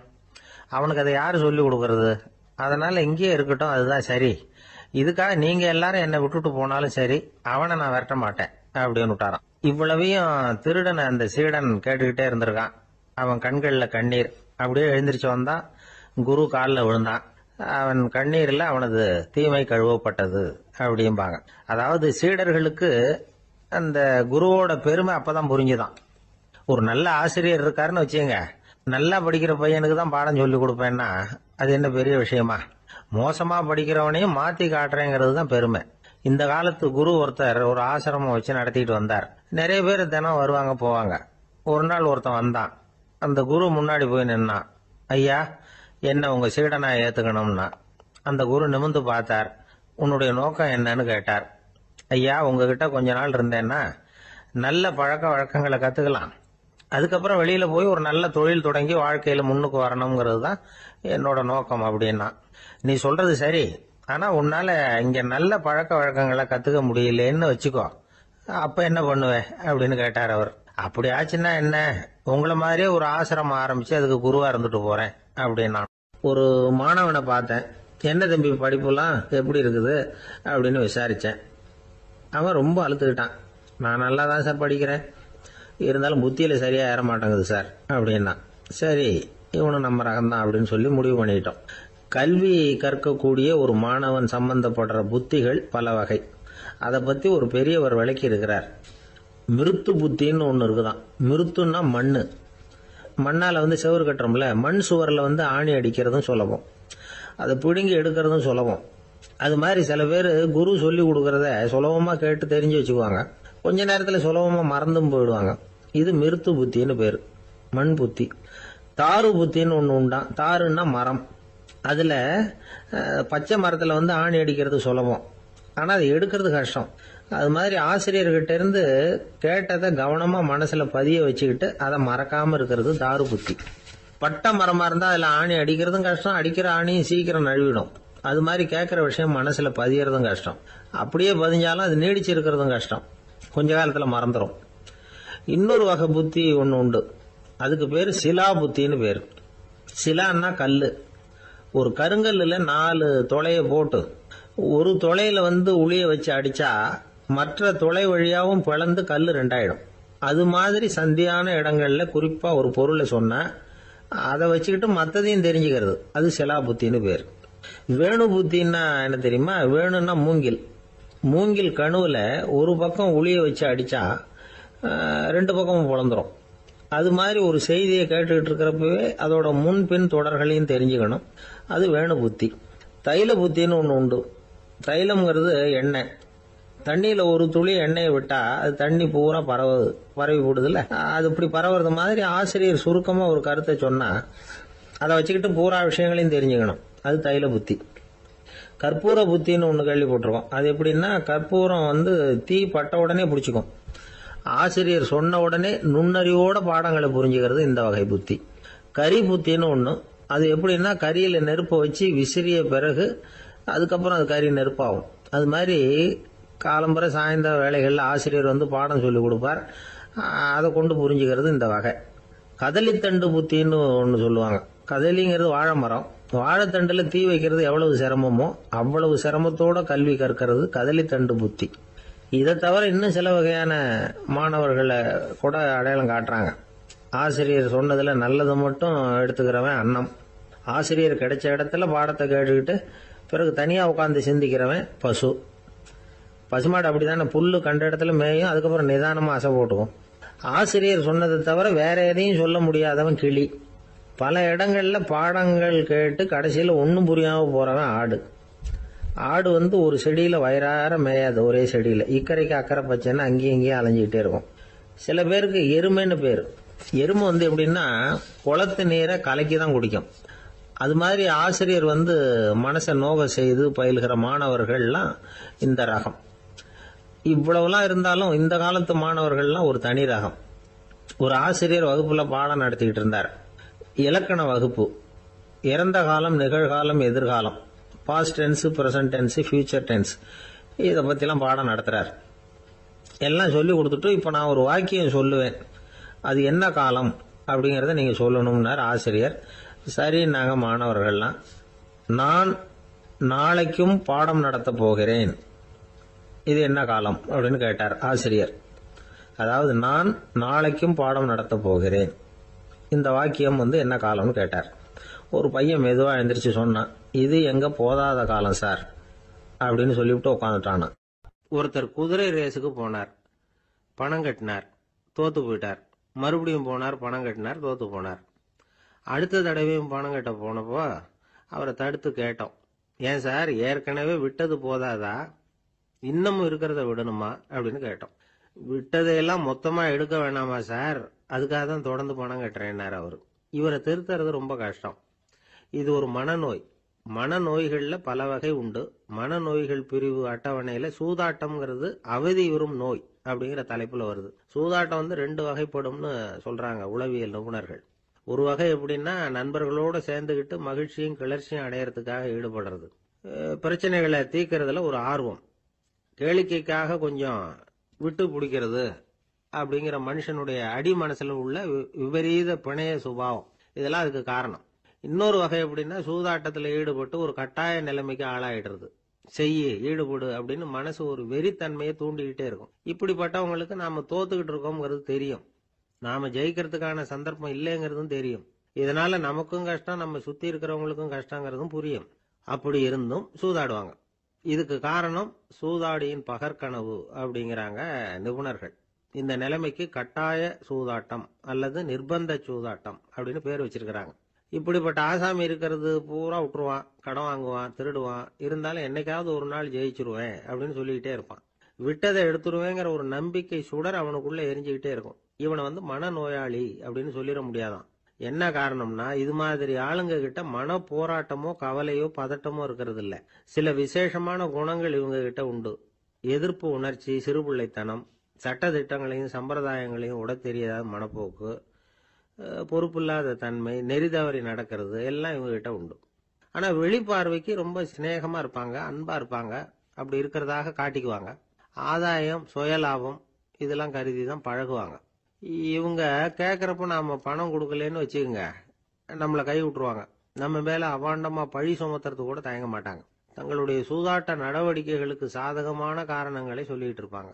நீ வேணும்னா பாரு, ஒரே நாள்ல நான் இழந்ததையெல்லாம் மீட்டு லட்சாதிபதி ஆறனா இல்லையா பாரு அப்படிம்பாங்க. தோத்து போறத ஒரு படிப்பினையா இவங்க எடுத்துக்கிறதே இல்லை. தோத்து போறதுலேயே இவங்களுக்கு ஒரு அலாதியான சுகம். தனக்குத்தானே துன்பத்தை வரவழைச்சிக்கிட்டு இன்பம் அடையிறதுக்கு தன்வதை சுகம் அப்படின்னு பேர். இவங்கெல்லாம் அந்த ரகம். சில பேர் எப்படி தெரியுமா, மந்திர எண்ணங்களை வரவழைச்சிக்கிறது, சூதாடுறதுக்காக ஆபீஸ்ல கையாடல் பண்றது, அடுத்தவங்க கிட்ட இருந்து திருடுறது. இந்த மந்திர எண்ணம் தீவிரமாச்சுன்னா ஒரு மாதிரியா பேச ஆரம்பிச்சிருவாங்க. தோல்விதான் சார் வெற்றிக்கு முதல் படியும்பாங்க. தன்னால பகடக்காய்களையும் குதிரை ஓட்டிகளையும், அதாவது இந்த ஜாக்கிகள், அதெல்லாம் கட்டுப்படுத்த முடியுங்கிற பித்து நிலைக்கு இவங்கெல்லாம் தள்ளப்பட்டுருவாங்க. சில சூதாடிகள் ஆராய்ச்சி பார்த்ததுல என்ன தெரிய வந்தது தெரியுமா, அவங்கெல்லாம் குழந்தை பருவத்துல அன்புக்காக ஏங்கினவங்களாம், புறக்கணிக்கப்பட்டவங்களாம், உதவிகளை பெற முடியாதவங்க, இப்படிலாம் இருந்திருக்கிறாங்க. இவங்க வளர வளர மற்றவங்க சௌகரியம் பற்றி அக்கறை இல்லாதவங்களா ஆயிடுறாங்க. அதிர்ஷ்ட தேவதை தன்னோட இருக்கிறாங்க அப்படிங்கிற அசையாத நம்பிக்கை இவங்களுக்கு. இவங்களை திருத்துறது ரொம்ப கஷ்டம். அதனால பந்தயம், சூதாட்டம் இது மாதிரியான விஷயங்களை விட்டு விலகியே இருக்கிறது தான் நமக்கு நல்லது. ஒரு ஆள் சொன்னான், என்னுடைய குதிரை வேகமா ஓடுறதுக்கு என்ன வழி அப்படின்னு கால்நடை மருத்துவர்கிட்ட யோசனை கேட்டேன். அவர் ஒரு பாட்டில் நிறைய மாத்திரைகளை கொடுத்து தினம் 2 மாத்திரை வீதமா கொடுக்க சொன்னார். முத நாள் 2 மாத்திரையை கொடுத்துட்டு அது மேலே ஏறி உட்கார்றதுக்கு போனேன். அவ்வளவுதான். அதுக்குள்ள அது அம்பு மாதிரி பாஞ்சு ஓடி போச்சு. நான் இன்னும் உட்காரவே இல்லை, அதுக்குள்ள பாஞ்சு ஓடி போச்சு அப்படின்னா. அடடா, அப்புறம் நீங்க என்ன பண்ணீங்க அப்படின்னு கேட்டாங்க. என்ன பண்றது, மீதி மாத்திரை பூராவே நான் முழுங்கி விட்டு அதுக்கப்புறம் துரத்தி பிடிச்சி அது மேல ஏறி உட்கார்ந்தேன் அப்படின்னா அவன். லோகமானிய பால கங்காதர திலகர் இருந்தார்ல, அவருக்கு 15 வயசுலயே கல்யாணம் நடந்துதான். மனைவி பேரு தபிபாய். ரொம்ப பெரிய குடும்பத்து பொண்ணு, நல்ல குணம். அவங்க குடும்பம் நடத்திக்கிட்டு இருக்கிறாங்க. அந்த காலத்துல திருடர்கள் பயம் அதிகம். இந்த காலத்துல மட்டும் என்னன்னு கேக்குறீங்களா? நீங்க கேக்குறது நியாயம்தான். இருந்தாலும் இந்த காலத்து திருடனுக்கும் அந்த காலத்து திருடனுக்கும் ஒரு முக்கியமான வித்தியாசம் உண்டு. அதாவது அந்த காலத்து திருடன்லாம் நியாயம் அநியாயம் பாக்குறது உண்டு, இந்த காலத்துல அப்படி பாக்குறது இல்லை. அந்த காலத்துல திருட வர்றவங்கள்ட்ட கூட ஒரு தார்மீக உணர்வு உண்டாம். அதாவது அப்போ உள்ள கொள்ளைக்காரங்க எதை களவாடினாலும் சரி, அரிசியை மட்டும் களவாடுறது இல்லையா, அப்படி ஒரு கொள்கை. அதனால பாருங்க, அந்த காலத்து பெண்கள் நகை நட்டுகளை பத்திரமா வைக்கணும்னா பெட்டியில வைக்கிறது இல்ல, அரிசி பானையில போட்டு வச்சு விடுறது. இப்பெல்லாம் பேங்க்ல சேஃப்டி லாக்கர்னு இருக்குல்ல, அது மாதிரி அந்த காலத்துல சேஃப்டி லாக்கருங்கிறது அரிசி பானை. இந்த வளையல், மூக்குத்தி, தோடு இப்படி எதுவா இருந்தாலும் அதுல போட்டு பத்திரமா வச்சிருவாங்க. திருடன் அரிசி பானை பக்கம் போறதில்லை. ஏன்னா சாப்பிடுற விஷயத்துல கை வைக்கக்கூடாது, அது பாவம் அப்படின்னு அவன் நினைக்கிறான். திலகரோட மனைவி தபிபாயும் அதே மாதிரி தன்னுடைய ஆபரணங்களை ஒரு அரிசி பானைக்குள்ள போட்டு மூடி வச்சிருந்தாங்களாம். இப்படி இருந்தப்போ ஒரு நாள் ஒரு பிச்சைக்கார பொண்ணு வீடு வீடா பிச்சை கேட்டுக்கிட்டே வந்திருக்குது. திலகர் வீட்டுக்கும் தர்மம் போடுங்க தாயே அப்படின்னு தான் அந்த பொண்ணு. அந்த அம்மா தபிபாய் காதுல இது விழுந்திருக்கு. உடனே கை நிறைய அரிசி அள்ளிட்டு போட்டிருக்கு. பாத்திரத்துல அரிசியை போட்டதுக்கு அப்புறம் தான் தெரியுது, பளிச்சுன்னு கண்ணுல படுது. அதாவது அந்த அம்மாவோட வைர மூக்குத்தி ஒண்ணு அரிசியோட சேர்ந்து அந்த பிச்சைக்கார பொண்ணு பாத்திரத்துல போய் விழுந்துட்டுது. இந்த அம்மாவுக்கு மனசுக்குள்ள குழப்பம், என்ன இப்படி ஆயிட்டுதே, மூக்குத்தி போயிட்டுதே, பிச்சை பாத்திரத்துல இருந்து அதை எப்படி எடுக்கிறது அப்படின்னு தயக்கம். வாயை திறந்து அதை கேட்கறதுக்கும் கூச்சம். திண்ணையில உட்கார்ந்து இருந்த திலகர் இவ்வளவையும் பார்த்துக்கிட்டு இருக்கிறார். மனைவியின் மனசுக்குள்ள நடக்கிற மௌன போராட்டத்தை அவர் நல்லா புரிஞ்சுக்கிட்டாராம்.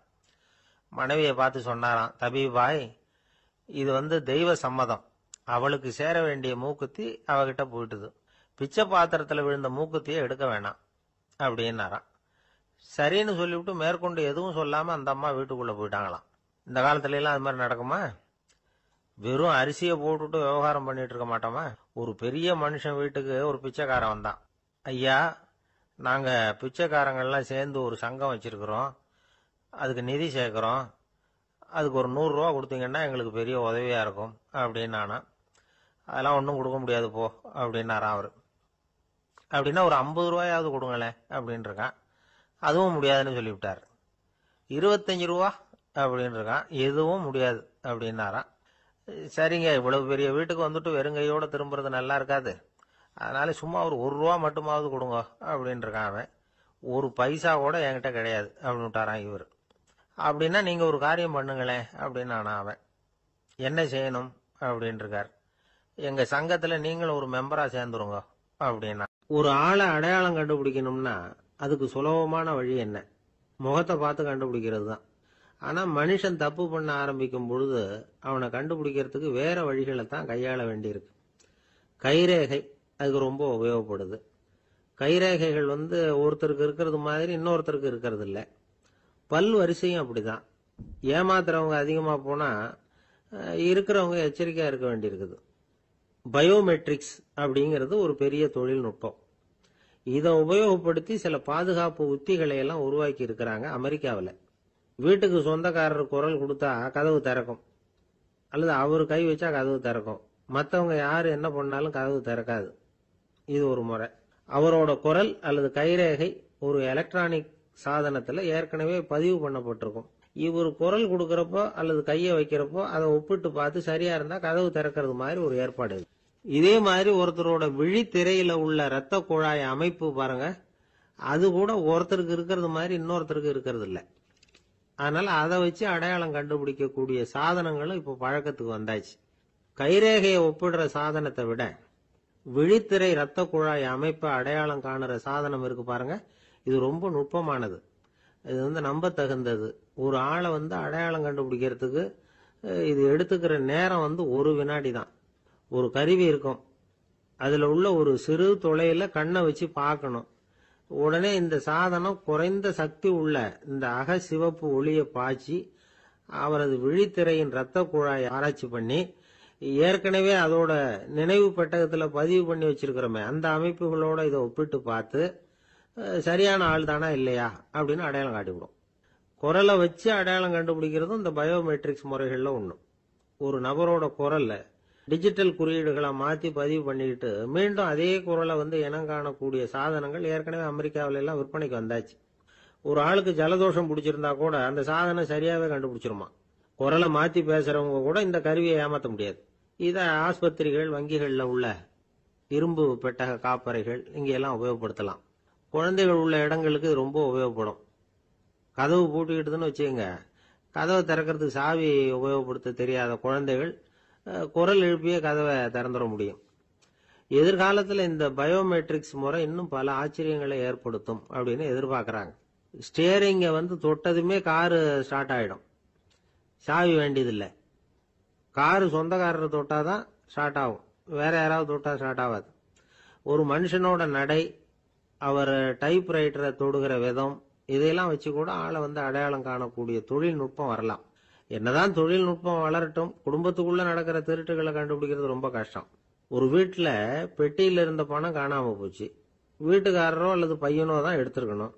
பெட்டியை திறந்து பார்த்தா அந்த வீட்டுக்காரம்மா இதுல இருந்து பணத்தை எடுத்தது நிச்சயமா என் வீட்டுக்காரர் தான் அப்படின்னு சொல்ல முடியல அவங்களால.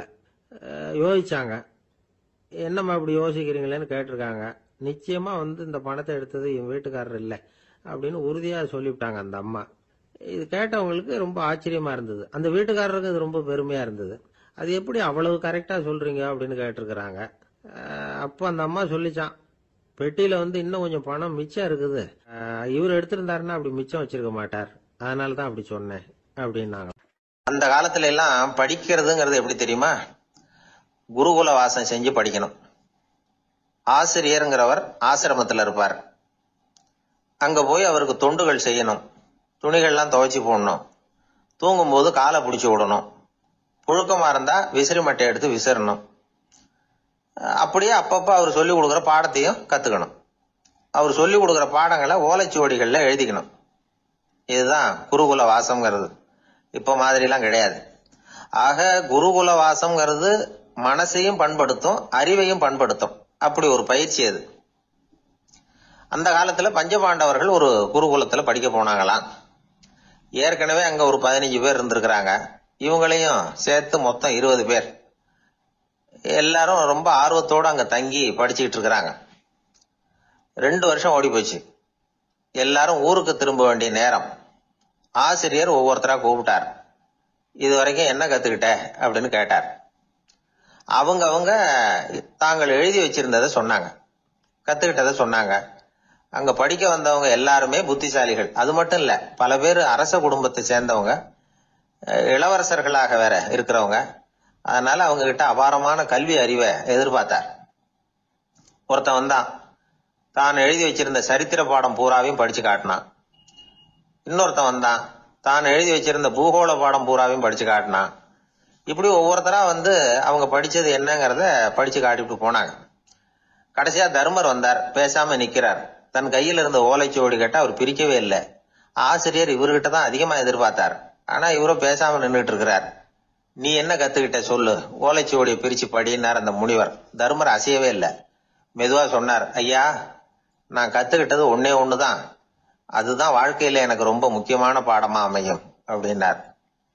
என்னது, என்கிட்ட 2 வருஷ காலமா படிச்சு விட்டு கடைசியில கத்துக்கிட்டது ஒன்னே ஒண்ணுதானா அப்படின்னார் முனிவர். அவருக்கு ஒன்னும் புரியல.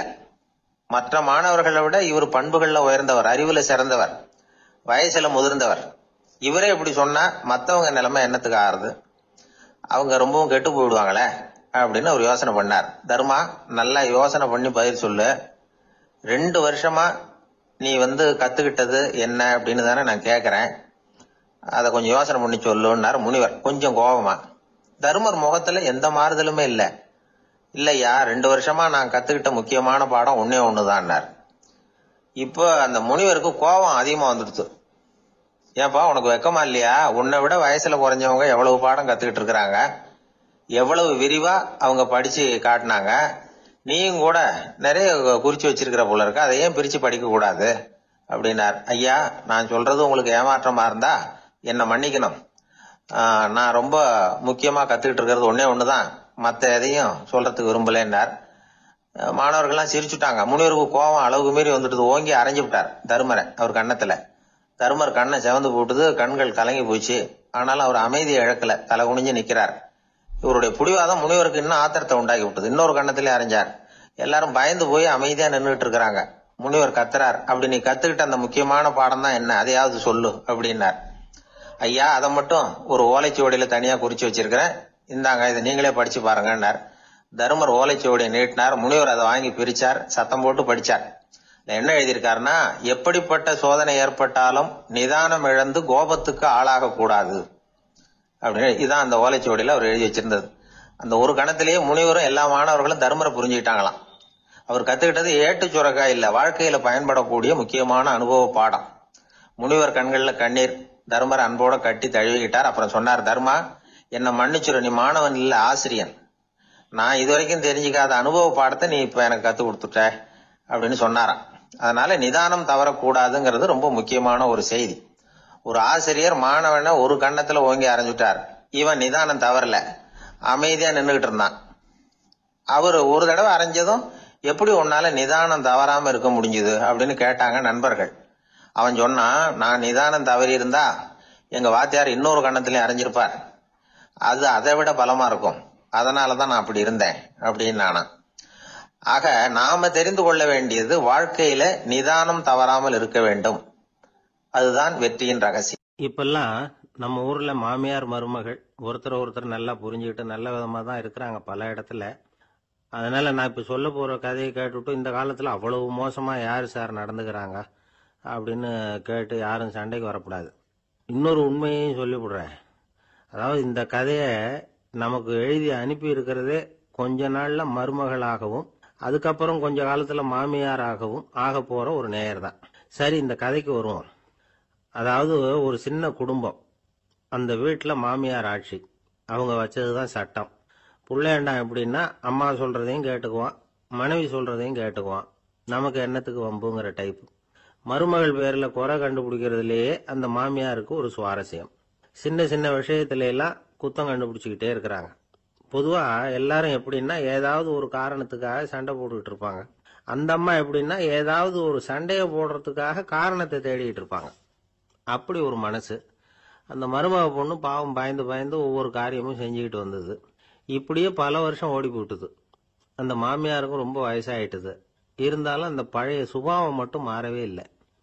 திடீர்னு ஒரு நாள் பக்கவாதம் வந்து அந்த அம்மாவுக்கு ஒரு பக்கம் கை கால் இழுத்துக்கிட்டுது. வாய் சுத்தமா பேச முடியாம போயிட்டுது. சத்தம் மட்டும் வரும். ஒரு பக்கத்து கை காலை அசைக்க முடியும். பேசுறதெல்லாம் கையால தான், அதாவது கை சைகையால. இப்படிப்பட்ட நிலைமையில கூட அந்த பொண்ணு தண்ணியோ பாலோ இவங்க எதிரில் கொண்டாந்து வச்சா அதை வேணும்னே தட்டி விட்டுட்டு ஒம்பு வளர்க்கறது.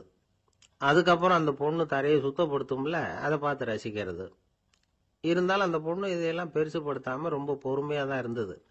ஒரு நாள் வீட்டில் வச்சிருந்த பாலை வந்து பூனை குடிச்சிட்டு போயிட்டுது. வயசான காலத்துல இந்த அம்மா பால் இல்லாம கஷ்டப்படுவாங்களே அப்படின்னு நினைச்சு பக்கத்து வீட்டுல போய் கொஞ்சம் பால் வாங்கிட்டு வந்து காய்ச்சி மாமியார் முன்னாடி கொண்டாந்து வச்சுது அந்த பொண்ணு. வழக்கம் போல அந்த அம்மா பாலை தட்டி விட்டுட்டாங்க. இது அந்த மருமக பொண்ணு கவனிச்சுட்டுது. இவ்வளவு நாள் பொறுமையா இருந்த இந்த மருமகளுக்கு இன்னைக்கு இதை பார்த்துதான் அசாத்திய கோபம் வந்துட்டுது. கதவுக்கு பக்கத்துல சாத்தி வச்சிருந்த உலக்கையை எடுத்து மாமியார் தலையில போட, அது குறி தவறி கழுத்துல பட, அந்த அம்மா கழுத்தை பிடிச்சிக்கிட்டு ஊன்னு கத்த, இந்த பொண்ணு ஒன்னும் அலட்டிக்காம உலக்கையை எடுத்து மறுபடியும் கதவு பக்கம் சாத்தி வச்சுட்டு அது பாட்டுக்கு நடந்து போயிட்டுது. இருந்தாலும் மனசுக்குள்ள லேசா ஒரு பயம். கணவன் வீட்டுக்கு வந்ததும் என்ன விஷயம்னு கேட்டா எப்படி சமாளிக்கிறது? அன்னைக்குன்னு பார்த்து ரொம்ப நேரம் கழிச்சு வீடு வந்து சேர்ந்தான் கணவன். உடனே அந்த அம்மா புகார் பண்ண ஆரம்பிச்சுட்டுது. பேச்சுதான் வராத, அதனால ஒரு பக்கத்து கையால சைகை காட்டுது. கதவுக்கு பக்கத்துல இருந்த உலக்க பக்கமா கையை நீட்டி காட்டி, அப்படியே அந்த கைய தன் கழுத்துக்கு பின்பக்கமா சுத்தி காட்டி நாக்க வெளியில நீட்டி நடந்த விஷயத்த புரிய வைக்கிறதுக்கு முயற்சி பண்ணுது. இவனுக்கு ஒன்னும் புரியல. என்ன சொல்றாங்க அம்மா அப்படின்னு மனைவி கிட்ட கேக்குறான். அதுக்கு அந்த பொண்ணு ரொம்ப புத்திசாலித்தனமா, என்னங்க உங்க அம்மா சொல்றது உங்களுக்கு இன்னும் புரியலையா? அவங்க உங்களை பார்த்து என்ன சொல்றாங்கன்னா, ஏண்டா உலக்க மாதிரி நிக்கிற, சாக போற எனக்கு சங்கிலி எதுக்கு, என் கழுத்துல கிடக்குற இந்த சங்கிலியை கழட்டி என் மருமக கழுத்துல போடுறா அப்படின்னு சொல்றாங்க அப்படின்னு தான். ஓ அப்படியா விஷயம்னு சொல்லி அம்மா கழுத்துல இருந்த சங்கிலியை எடுத்து மனைவி கழுத்துல போட்டுட்டு, அம்மா உன் விருப்பப்படியே போட்டாச்சு, இனிமேலாவது நிம்மதியா படுத்து தூங்கு அப்படின்னு சொல்லிவிட்டு உள்ள போயிட்டான். பாத்தீங்களா கதைய? அதனாலதான் மாமியார்கள் வந்து சைகை காட்டுறதுன்னா கூட இனிமே ஜாக்கிரதையா இருக்கணும். கணவன் மனைவிக்குள்ள சிக்கல் வராம இருக்கிறதுக்கு அதுல சில வழிகளை சொல்லி கொடுத்துருக்குறாங்க. அதெல்லாம் என்னென்ன அப்படிங்கறத இப்ப பாக்கலாமா? குடும்பம்னு இருந்தா கோபம் வரதான் செய்யும். அது வந்துட்டு போட்டும் பரவாயில்ல. ஆனா அந்த கோபம் ஒரே நேரத்துல ரெண்டு பேருக்கும் வந்துடாம பாத்துக்கணும். ஒரு சமயத்துல யாராவது ஒருத்தர் தான் கோபப்படணும், அடுத்தவங்க அமைதியா இருக்கணும். அதுக்கப்புறம் இவர் அமைதியான உடனே அவங்க ஆரம்பிச்சுக்கலாம். கோபமா ஏதாவது சொன்னா உடனே கோபமா பதில் சொல்லக்கூடாது. கொஞ்சம் பொறுத்து கோபம் தீர்ந்த உடனே அந்த பதில சொல்லலாம். அப்போ பதில் கோபமா இருந்தா கூட அது அவ்வளவு பெருசா தெரியாது. அற்ப விஷயத்துக்கெல்லாம் காய்ச்சி மூச்சுன்னு கத்திட்டு இருக்க கூடாது. உங்க ரெண்டு பேருக்குள்ள ஒரு தர்க்கம் ஆரம்பமாயிட்டுதுன்னு வச்சுக்கோங்க. கடுமையா ரெண்டு பேரும் விவாதம் பண்றீங்க. உங்கள ஒருத்தர் இதுல ஜெயிக்கணும்னா அது நீங்களா இருக்க வேணாம், அடுத்தவங்க ஜெயிக்கிறதுக்கு நீங்க துணையா இருங்களேன். அப்படின்னா நீங்க கொஞ்சம் விட்டு கொடுக்கணும், அவ்வளவுதான். ஏதாவது குத்தம் சொல்லணுமா, செஞ்ச தப்ப சுட்டி காட்டணுமா, விமர்சனம் பண்ணணுமா, பண்ணுங்க, வேணான்னு சொல்லல. ஆனா சொன்னதை அப்படி சொல்றத வந்து கொஞ்சம் அன்பா இதமா சொல்லுங்க. எப்போ நடந்த தவறுகளை எல்லாம் இப்போ போய் மறுபடியும் ஞாபகப்படுத்திட்டு இருக்க வேண்டாம். நான் அப்பவே சொன்னேன் இந்த புடவை வேணாம்னு, நீங்க தான் கேட்கல, இப்போ பாருங்க கிழிஞ்சு போச்சு இப்படின்னு கத்துனாங்க ஒரு அம்மா. எப்போ சொன்னீங்கன்னு கேட்டா ஒரு 10 வருஷத்துக்கு முன்னாடி தீபாவளி சமயத்துல அப்படிங்கிறாங்க. அது என்ன இன்னும் அப்படியே புதுசாகவா இருக்கும்? உங்களுக்கு அவர் தான் பெருசு, அவருக்கு நீங்க தான் பெருசு. அதை விட இந்த உலகத்துல வேற எதுவும் முக்கியம் இல்லைன்னு நினைக்கணும். நீ தான் என்னுடைய உலகம்னு எத்தனை தடவை சொல்லியிருப்பீங்க? அதெல்லாம் வெறும் வசனமா போயிடக்கூடாது. ஏதாவது ஒரு பிரச்சனையை பத்தி கடுமையா விவாதம் பண்ணிட்டு இருக்கீங்க, அதை அப்படியே பாதியில விட்டுட்டு படுக்கைக்கு போயிடக்கூடாது. சொச்சத்தை நாளைக்கு பேசிக்கலாம்னு. அப்படி போனா தூக்கம் வராது. பிரச்சனையை ஒரு முடிவு பண்ணிக்கிட்டு அதுக்கப்புறமா தூங்க போகணும். ஒரு நாள்ல ஒரு தடவையாவது உங்க ஜோடியை பாராட்டி நல்ல விதமா கனிவா ஒரு வார்த்தை சொல்லணும் அப்படின்னு தீர்மானம் பண்ணீங்க. ஏதாவது தப்பு பண்ணிவிட்டீங்கன்னா பரவாயில்ல, அதை ஒத்துக்கிறதுக்கும் மன்னிப்பு கேட்கறதுக்கும் தயாரா இருக்கணும். அது ஒன்றும் கேவலம் கிடையாது. வீட்டுக்குள்ள தானே கேட்க போறீங்க, வெளியில யாருக்கு தெரிய போதும்? எப்படியோ உங்களுக்குள்ள ஒரு சமரசம் ஆனா சரிதான். ஒரு தகராறுன்னு எடுத்துக்கிட்டா குறைஞ்சபட்சம் அதுக்கு 2 பேர் தேவை. தனியாவே உட்காந்துக்கிட்டு நான் இப்ப தகராறு பண்ணிட்டு இருக்கிறேன் அப்படின்னு யாரும் சொல்ல முடியாது. 2 பேர் தகராறு பண்றாங்கன்னா பொதுவா அந்த 2 பேர்ல யாரு அதிகமா பேசுறாங்களோ அவங்க பேர்ல தான் தப்பு இருக்கும். அதை மனசுல வச்சுக்கணும். இதெல்லாம் தான் அந்த புத்தகத்தில் போட்டிருக்கிற வழிமுறைகள். இவ்வளவும் சரியா வரலைன்னா அப்புறமா சொல்லுங்க, வேற புத்தகம் ஏதாவது இருக்கான்னு தேடுவோம். ஒருத்தர் சிகரெட்டும் கையுமா வந்தார். சார், இந்த புகைப்பிடிக்கிற பழக்கத்தை நிறுத்தி போடணும்னு தான் பார்க்கறேன், முடியலன்னார். புகைப்பிடிக்கிறத நிறுத்துறது ரொம்ப சுலபம் சார் அப்படின்னார் இன்னொருத்தர். எப்படி சொல்றீங்கன்னு கேட்டார் அவர். நான் கூட ஏற்கனவே 10 தடவை அந்த பழக்கத்தை நிறுத்தி இருக்கிறேன் சார் அப்படின்னார் இவர். இதுல இருந்து என்ன தெரியுது? புகைப்பழக்கத்தை திடீர்னு விட்டு விடுறதுங்கிறது ரொம்ப கஷ்டம்னு தெரியுது. இருந்தாலும் இது சம்பந்தமான ஆராய்ச்சி, அனுபவம், இது ரெண்டையும் அடிப்படையா வச்சு சில வழிமுறைகளை சொல்றாங்க. அதாவது புகைப்பிடிக்கிறத நிறுத்துறதுக்கு 10 வழிகள் உண்டு அப்படின்னு சொல்றாங்க. அது என்னங்கிறத தெரிஞ்சுக்கிட்டா உபயோகப்படுதான்னு பார்க்கலாமே. முதல் கருத்து என்னன்னா, கொஞ்ச நாளைக்கு புகைப்பிடிக்கிற நண்பர்களை விட்டு விலகி இருக்கணும். இதனால புகைப்பிடிக்கிற ஆசை குறையும். அந்த பழக்கத்தை மறுபடியும் ஆரம்பிக்கப்படாதுங்கிற எண்ணம் உறுதிப்படும். ரெண்டாவது கருத்து, புகைப்பிடிக்கிறதை எதிர்த்து தீவிரமா பிரச்சாரம் செய்ய ஆரம்பிச்சிடணும். அது அடுத்தவங்களுக்கும் உபயோகப்படும், உங்களுக்கும் உபயோகப்படும். உங்க உள்ளுணர்வை அது தூண்டும், உங்களை உறுதி கொள்ள வைக்கும். மூன்றாவது கருத்து என்னன்னா, தினமும் 2 தடவை குளிக்கணும். எப்படி தெரியுமா? முதல்ல வெது வெதுப்பான தண்ணீர், அப்புறம் குளிர்ந்த தண்ணீர், இப்படி மாறி மாறி குளிக்கணுமா. நாலாவது கருத்து, உடற்பயிற்சிகள் செய்யணும். மூச்சு வாங்குற மாதிரியான பயிற்சிகள் ரொம்ப நல்லதான். பிராணாயாமம் அப்படிங்கிற மூச்சு பயிற்சி ரொம்ப நல்லதுங்கிறாங்க. அப்புறம் ஐந்தாவது கருத்து, சாப்பாடு மிதமா இருக்கணும், சீரா இருக்கணும். பச்சை காய்கறிகள், பழங்கள் சாப்பாட்டில் சேர்த்துக்கலாம். அடிக்கடி கொஞ்சம் கொஞ்சமா சாப்பிட்டு ரத்தத்தில் சர்க்கரையின் அளவை பராமரிக்கணும். இது நரம்புகளை அமைதிப்படுத்தும். ஆறாவது கருத்து என்னன்னா, ரொம்ப நேரம் பசியோடு இருக்கக்கூடாது. புகைப்பிடிக்கிறத நிறுத்த முயற்சி செய்யும் பொழுது எடை குறைப்பு நடவடிக்கைகளை மேற்கொள்ளக்கூடாது. ஏழாவது கருத்து, காப்பி, தேநீர், மதுபானம், அப்புறம் போதைப் பொருள்கள் கலந்த உணவுகள் இதெல்லாம் வேணாம். புகைப்பிடிக்கிறத அதெல்லாம் ஊக்கப்படுத்தும். கடுகு, மிளகு, அப்புறம் காரமான பொருள்களை தவிர்க்கணும். உப்பு அளவை குறைக்கணும். தினமும் 10 குவளை தண்ணீராவது குடிக்கணும். வெறும் தண்ணி புகைப்பிடிக்கிற ஆவலை தணிக்குதான். எட்டாவது கருத்து, கையில் சிகரெட்டு, புகையில ஏதாவது இருந்தால் உடனே தூக்கி எறிஞ்சிருங்க. அது கையில் இருக்கிற வரைக்கும் புகைப்பிடிக்கிற ஆசை வந்துக்கிட்டே இருக்கும். ஒன்பதாவது கருத்து என்னன்னா, இறை நம்பிக்கை உள்ளவங்க புகைப்பிடிக்கிற எண்ணம் வர்றப்போவெல்லாம் பிரார்த்தனை செய்ய ஆரம்பிச்சுடலாம். 10வது கருத்து, உங்களுக்கு ரொம்பவும் வேண்டியவங்க யாரோ அவங்க கிட்ட எல்லாம் நீங்க புகைப்பிடிக்கிறத நிறுத்தி விட்டதா சொல்லிவிடுங்க. இந்த 10 வழிகளையும் கடைபிடிக்க ஆரம்பிச்சுட்டா புகைப்பிடிக்கும் பழக்கத்தை நிறுத்தி விடலாம் அப்படின்னு சொல்றாங்க அனுபவப்பட்டவங்க. முயற்சி பண்ணி பார்க்கலாம். ஒரு முக்கியமான இடத்துல நின்றுகிட்டு இருந்தார் ஒருத்தர். அங்க இன்னொருத்தர், ஏன் சார் இந்த இடத்துல சிகரெட் பிடிக்கலாமா அப்படின்னு அனுமதி கேட்டார். இந்த இடத்துல சிகரெட் பிடிக்க கூடாதுங்க அப்படின்னாரு இவர். நீங்க இப்படி சொல்றீங்க, ஆனா இந்த இடத்துல கீழே நிறைய சிகரெட் துண்டுகள் கிடக்குதே, அவங்கெல்லாம் யாரு? அவங்கெல்லாம் உங்க மாதிரி என்கிட்ட அனுமதி கேட்காதவங்க அப்படின்னாராம் இவர். ஒரு காடு, நல்ல மரம்லாம் செழிச்சு இருந்தது. அப்படிப்பட்ட காட்டுல ஒரு சாது இருந்தார். அவர் எப்படின்னா, எப்பவும் ஒரு மரத்தடியில் உட்காந்துருப்பார். ஏன்னா அவருடைய இருப்பிடமே அதுதான். அவர் என்ன பண்ணுவார், 3 கல் வச்சிருந்தார். செங்கல் மாதிரி இருக்கும், ஆனால் அதை விட கொஞ்சம் பெருசாக இருக்கும். எதுக்கு அந்த 3 கல்லுன்னா, அதுதான் அவருடைய படுக்கை. அதாவது தூங்குறப்ப ஒரு கல்லை தலைக்கு கீழே வச்சுக்குவார், இன்னொரு கல்லை இடுப்புக்கு கீழே வச்சுக்குவார், இன்னொரு கல்லை காலுக்கு கீழே வச்சுக்குவார். உடம்ப அப்படியே ஒரு தகட்டால மூடிக்குவார், அப்படியே தூங்கி போடுவார். மழை பெய்யுதுன்னு வச்சுங்க, அவர் உடம்பு 3 கல் மேலே இருக்குதா, அதனால தண்ணி அடியில் ஓடி போடும், உடம்பு நனையாது. மேலே தகடு இருக்கிறதுனால மழையும் உடம்புல படாது. அவர் தூக்கமும் கெடாது, நிம்மதியாக தூங்குவார். பகலில் அந்த 3 கல்லையும் ஒரு சேர ஒரு அடுப்பு மாதிரி வச்சு அது மேலே உட்காந்துக்குவார்.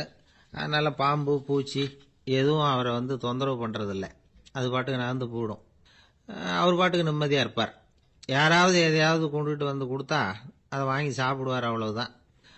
ஒரு நாள் அந்த நாட்டு அரசன் காட்டுக்கு வேட்டையாட வந்தான். அந்த வழியாக வந்தப்போ இந்த சாது படுத்திருக்கிறத பார்த்தான், பரிதாபப்பட்டான். ஐயோ பாவம், இவர் இப்படி இந்த கல் மேலே உடம்ப வச்சுக்கிட்டு தூங்குறாரு, என்ன பாடுபடுவார். இவரை நாம் அரண்மனைக்கு அழைச்சிட்டு போய் சுகமாக நிம்மதியாக இருக்கிறதுக்கு வழி செஞ்சு கொடுப்போம், அது ரொம்ப நல்லாயிருக்கும் அப்படின்னு நினச்சான். அப்படி நினச்சிக்கிட்டே அரண்மனைக்கு வந்துட்டான். அதுக்கப்புறம் ஒரு பல்லக்கையும் 2 சேவகர்களையும் காட்டுக்கு அனுப்பி அந்த சாதுவை மெதுவாக இங்கே அழைச்சிட்டு வந்துடுங்க அப்படின்னு சொல்லி அனுப்பி வச்சான். இவங்க போய் அவர்கிட்ட விவரத்தை சொன்னாங்க. எனக்கு என்னத்துக்கு அரண்மனை வாசம் அப்படின்னார். இருந்தாலும் மன்னர் உத்தரவு, நீங்கள் அவசியம் வரணும் அப்படின்னாங்க இவங்க. சரின்னு சொல்லிவிட்டு வேற வழி இல்லாமல் புறப்பட்டார். புறப்படும் பொழுது என்ன பண்ணாருன்னா, மறக்காமல் அந்த 3 கல், ஒரு தகடு, அதையும் எடுத்து பல்லக்கில் வச்சுக்கிட்டார். என்னத்துக்கு இதையெல்லாம் எடுத்து வைக்கிறாரு அப்படின்னு சொல்லி அவங்க யோசனை பண்ணாங்க. இருந்தாலும் அதை பற்றி ஒன்றும் கேட்கல. பேசாமல் அவரை அழைச்சிட்டு போய் அரண்மனையில் விட்டுட்டாங்க. அரசன் ஓடி வந்தான், வரவேற்றான், அறுசுவை உணவு படைச்சான். அவர் படுக்கிறதுக்கு தங்க கட்டில், பட்டு மெத்தை, இப்படி எல்லாம் ஏற்பாடு பண்ணி வச்சான். இங்கே படுத்து ஓய்வு எடுத்துங்க அப்படின்னு சொல்லிவிட்டு அவன் பாட்டு போயிட்டான். மறுநாள் காலையில் வந்து பார்க்குறான், சாது படுத்திருக்கிறார். எப்படி தெரியுமா? அந்த பட்டு மெத்தை மேலே 3 கல்லையும் வச்சு வழக்கம் போலவே அது மேலே படுத்திருக்கிறார். அதுக்கு மேலே தகடு. அரசன் பார்த்துட்டு அதிர்ச்சி ஆயிட்டான். என்ன சுவாமி இப்படி அப்படின்னா, சாது சொன்னார், எனக்கு தேவையும் இல்லை, குறையும் இல்லை, எல்லா இடத்துலையும் எனக்கு ஒரே மகிழ்ச்சி தான் அப்படின்னார். மகிழ்ச்சிங்கிறது தங்க கட்டிலேயோ பட்டு மெத்தையிலேயோ இல்லை, அது மனசில் இருக்கிற ஒரு விஷயம். உண்மையான மகிழ்ச்சிக்கு வழி மனப்பக்குவம் அப்படிங்கிறது அந்த அரசனுக்கு புரிஞ்சுதான். இந்த காலத்தில் ஒரு சாமியார், அவரை தேடி ஒரு சீடன் வந்தான். என்னாச்சு தெரியுமா? சுவாமி, எனக்கு நிம்மதி வேணும், அதுக்கு என்ன வழின்னு கேட்டான். சாமியார் நிமிர்ந்து பார்த்தார். அப்புறம் சொன்னார், நீ ஏகப்பட்ட பேர்கிட்ட கடன் வாங்கியிருக்கிற, அதையெல்லாம் திருப்பி கொடுத்தாதான் உனக்கு நிம்மதி கிடைக்கும்னார். இவனுக்கு ஆச்சரியம். அது எப்படி சாமி, அவ்வளவு கரெக்டாக நான் கடன் வாங்கினதை கண்டுபிடிச்சிங்க அப்படின்னா, உனக்கு கடன் கொடுத்து சாமியாராக போனதே நான் தான்ப்பா, அதனால தான் இந்த கதிக்கு வந்தேன். என்கிட்டயே நிம்மதிக்கு வழி கேட்குறிய, அதுதான்டா வேதனை அப்படின்னாராம் அவர். ஒருத்தர் மனசில் நிம்மதி இல்லாமல் உட்காந்துருந்தார். என்ன சார் விஷயம் அப்படின்னு விசாரித்தேன். அகலக்கால் வச்சுட்டேன், அதுதான் அவதிப்படுறேன்னார். விவரமாக சொல்லுங்கன்னு. வீடு கட்டணும்னு ஆரம்பித்தேன், வேலை பாதியிலேயே நிற்கிது, கையில் பணம் இல்லை அப்படின்னார். இது மாதிரி ஆசாமிகள் பல பேரை நீங்கள் பார்த்துருக்கலாம். இவங்கெல்லாம் சுலபமாக மன அழுத்தத்துக்கு ஆளாயிடுறாங்க. மன உளைச்சல், அதாவது ஸ்ட்ரெஸ் அப்படின்னு சொல்கிறோமே, அதுக்கு அடிப்படையான சில காரணங்கள் உண்டு. அதாவது மிகையாக திட்டமிடுதல் அப்படிங்கிறதும் ஒரு முக்கியமான காரணம். நடைமுறை சாத்தியம் என்னங்கிறத மனசில் வச்சுக்கிட்டு எந்த திட்டத்தையும் தீட்டணும், அப்போ தான் அது சரியாக வரும். 2வது காரணம் என்ன தெரியுமா? ஒரே நேரத்தில் பல்வேறு செயல்களில் ஈடுபடுறது. தொலைபேசியில் பேசிக்கிட்டே கையில் இருக்கிற கடிதத்தை படிச்சுக்கிட்டே எதிரில் உட்காந்துக்கிட்டு இருக்கிறவருக்கும் அப்பப்போ பதில் சொல்லிக்கிட்டு மனசில் பல்வேறு சிந்தனைகளை அப்படியே ஓட விட்டுக்கிட்டு இருக்கிறது, இதுவும் மன அழுத்தத்தை உண்டாக்குது. 3வது காரணம், எதிலேயும் வெற்றி மட்டும் எதிர்பார்க்குற ஒருதலைப்பட்சமான ஆர்வம். நாம் தொட்டதெல்லாம் வெற்றியாகவே முடியணும் அப்படின்னு எதிர்பார்க்குறவங்க ஏதாவது ஒன்றில் தோல்வியை கண்டா தோண்டு போயிடுறாங்க. எப்படியும் முடியலாம்ங்கிற எண்ணம் ஏற்கனவே நமக்குள்ளே இருந்துட்டுதுன்னா அந்த அவஸ்தை வராது. அதனால் அதுவும் நம்ம வளர்த்து கொள்ள வேண்டிய ஒரு குணம்.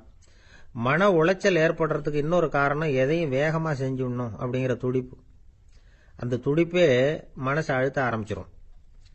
எந்த ஒரு காரியத்திலையும் தாமதமோ இடையூறோ ஏற்பட்டால் அதை பொறுத்துக்கிற மனப்போக்கம் வேணும். அது இல்லாதவங்க அழுத்தத்துக்கு ஆளாயிடுறாங்க. சில பேர் வேலைன்னு எந்த நேரம் பார்த்தாலும் வேலையே கதின்னு கிடப்பாங்க. பொழுதுபோக்குக்கோ உடற்பயிற்சிக்கோ குடும்பத்தில் உள்ளவங்க அல்லது நண்பர்கள் கூட கலந்துரையாடவோ கொஞ்சம் கூட நேரம் ஒதுக்க மாட்டாங்க. இந்த சுபாவம் மன அழுத்தத்தை உண்டு பண்ணும். இதையெல்லாம் புரிஞ்சுக்கிட்டு அதிலிருந்து விடுபடுறது எப்படின்னு யோசிக்கணும். வல்லுநர்கள் இது தொடர்பாக சில யோசனைகளை சொல்லி வச்சிருக்கிறாங்க.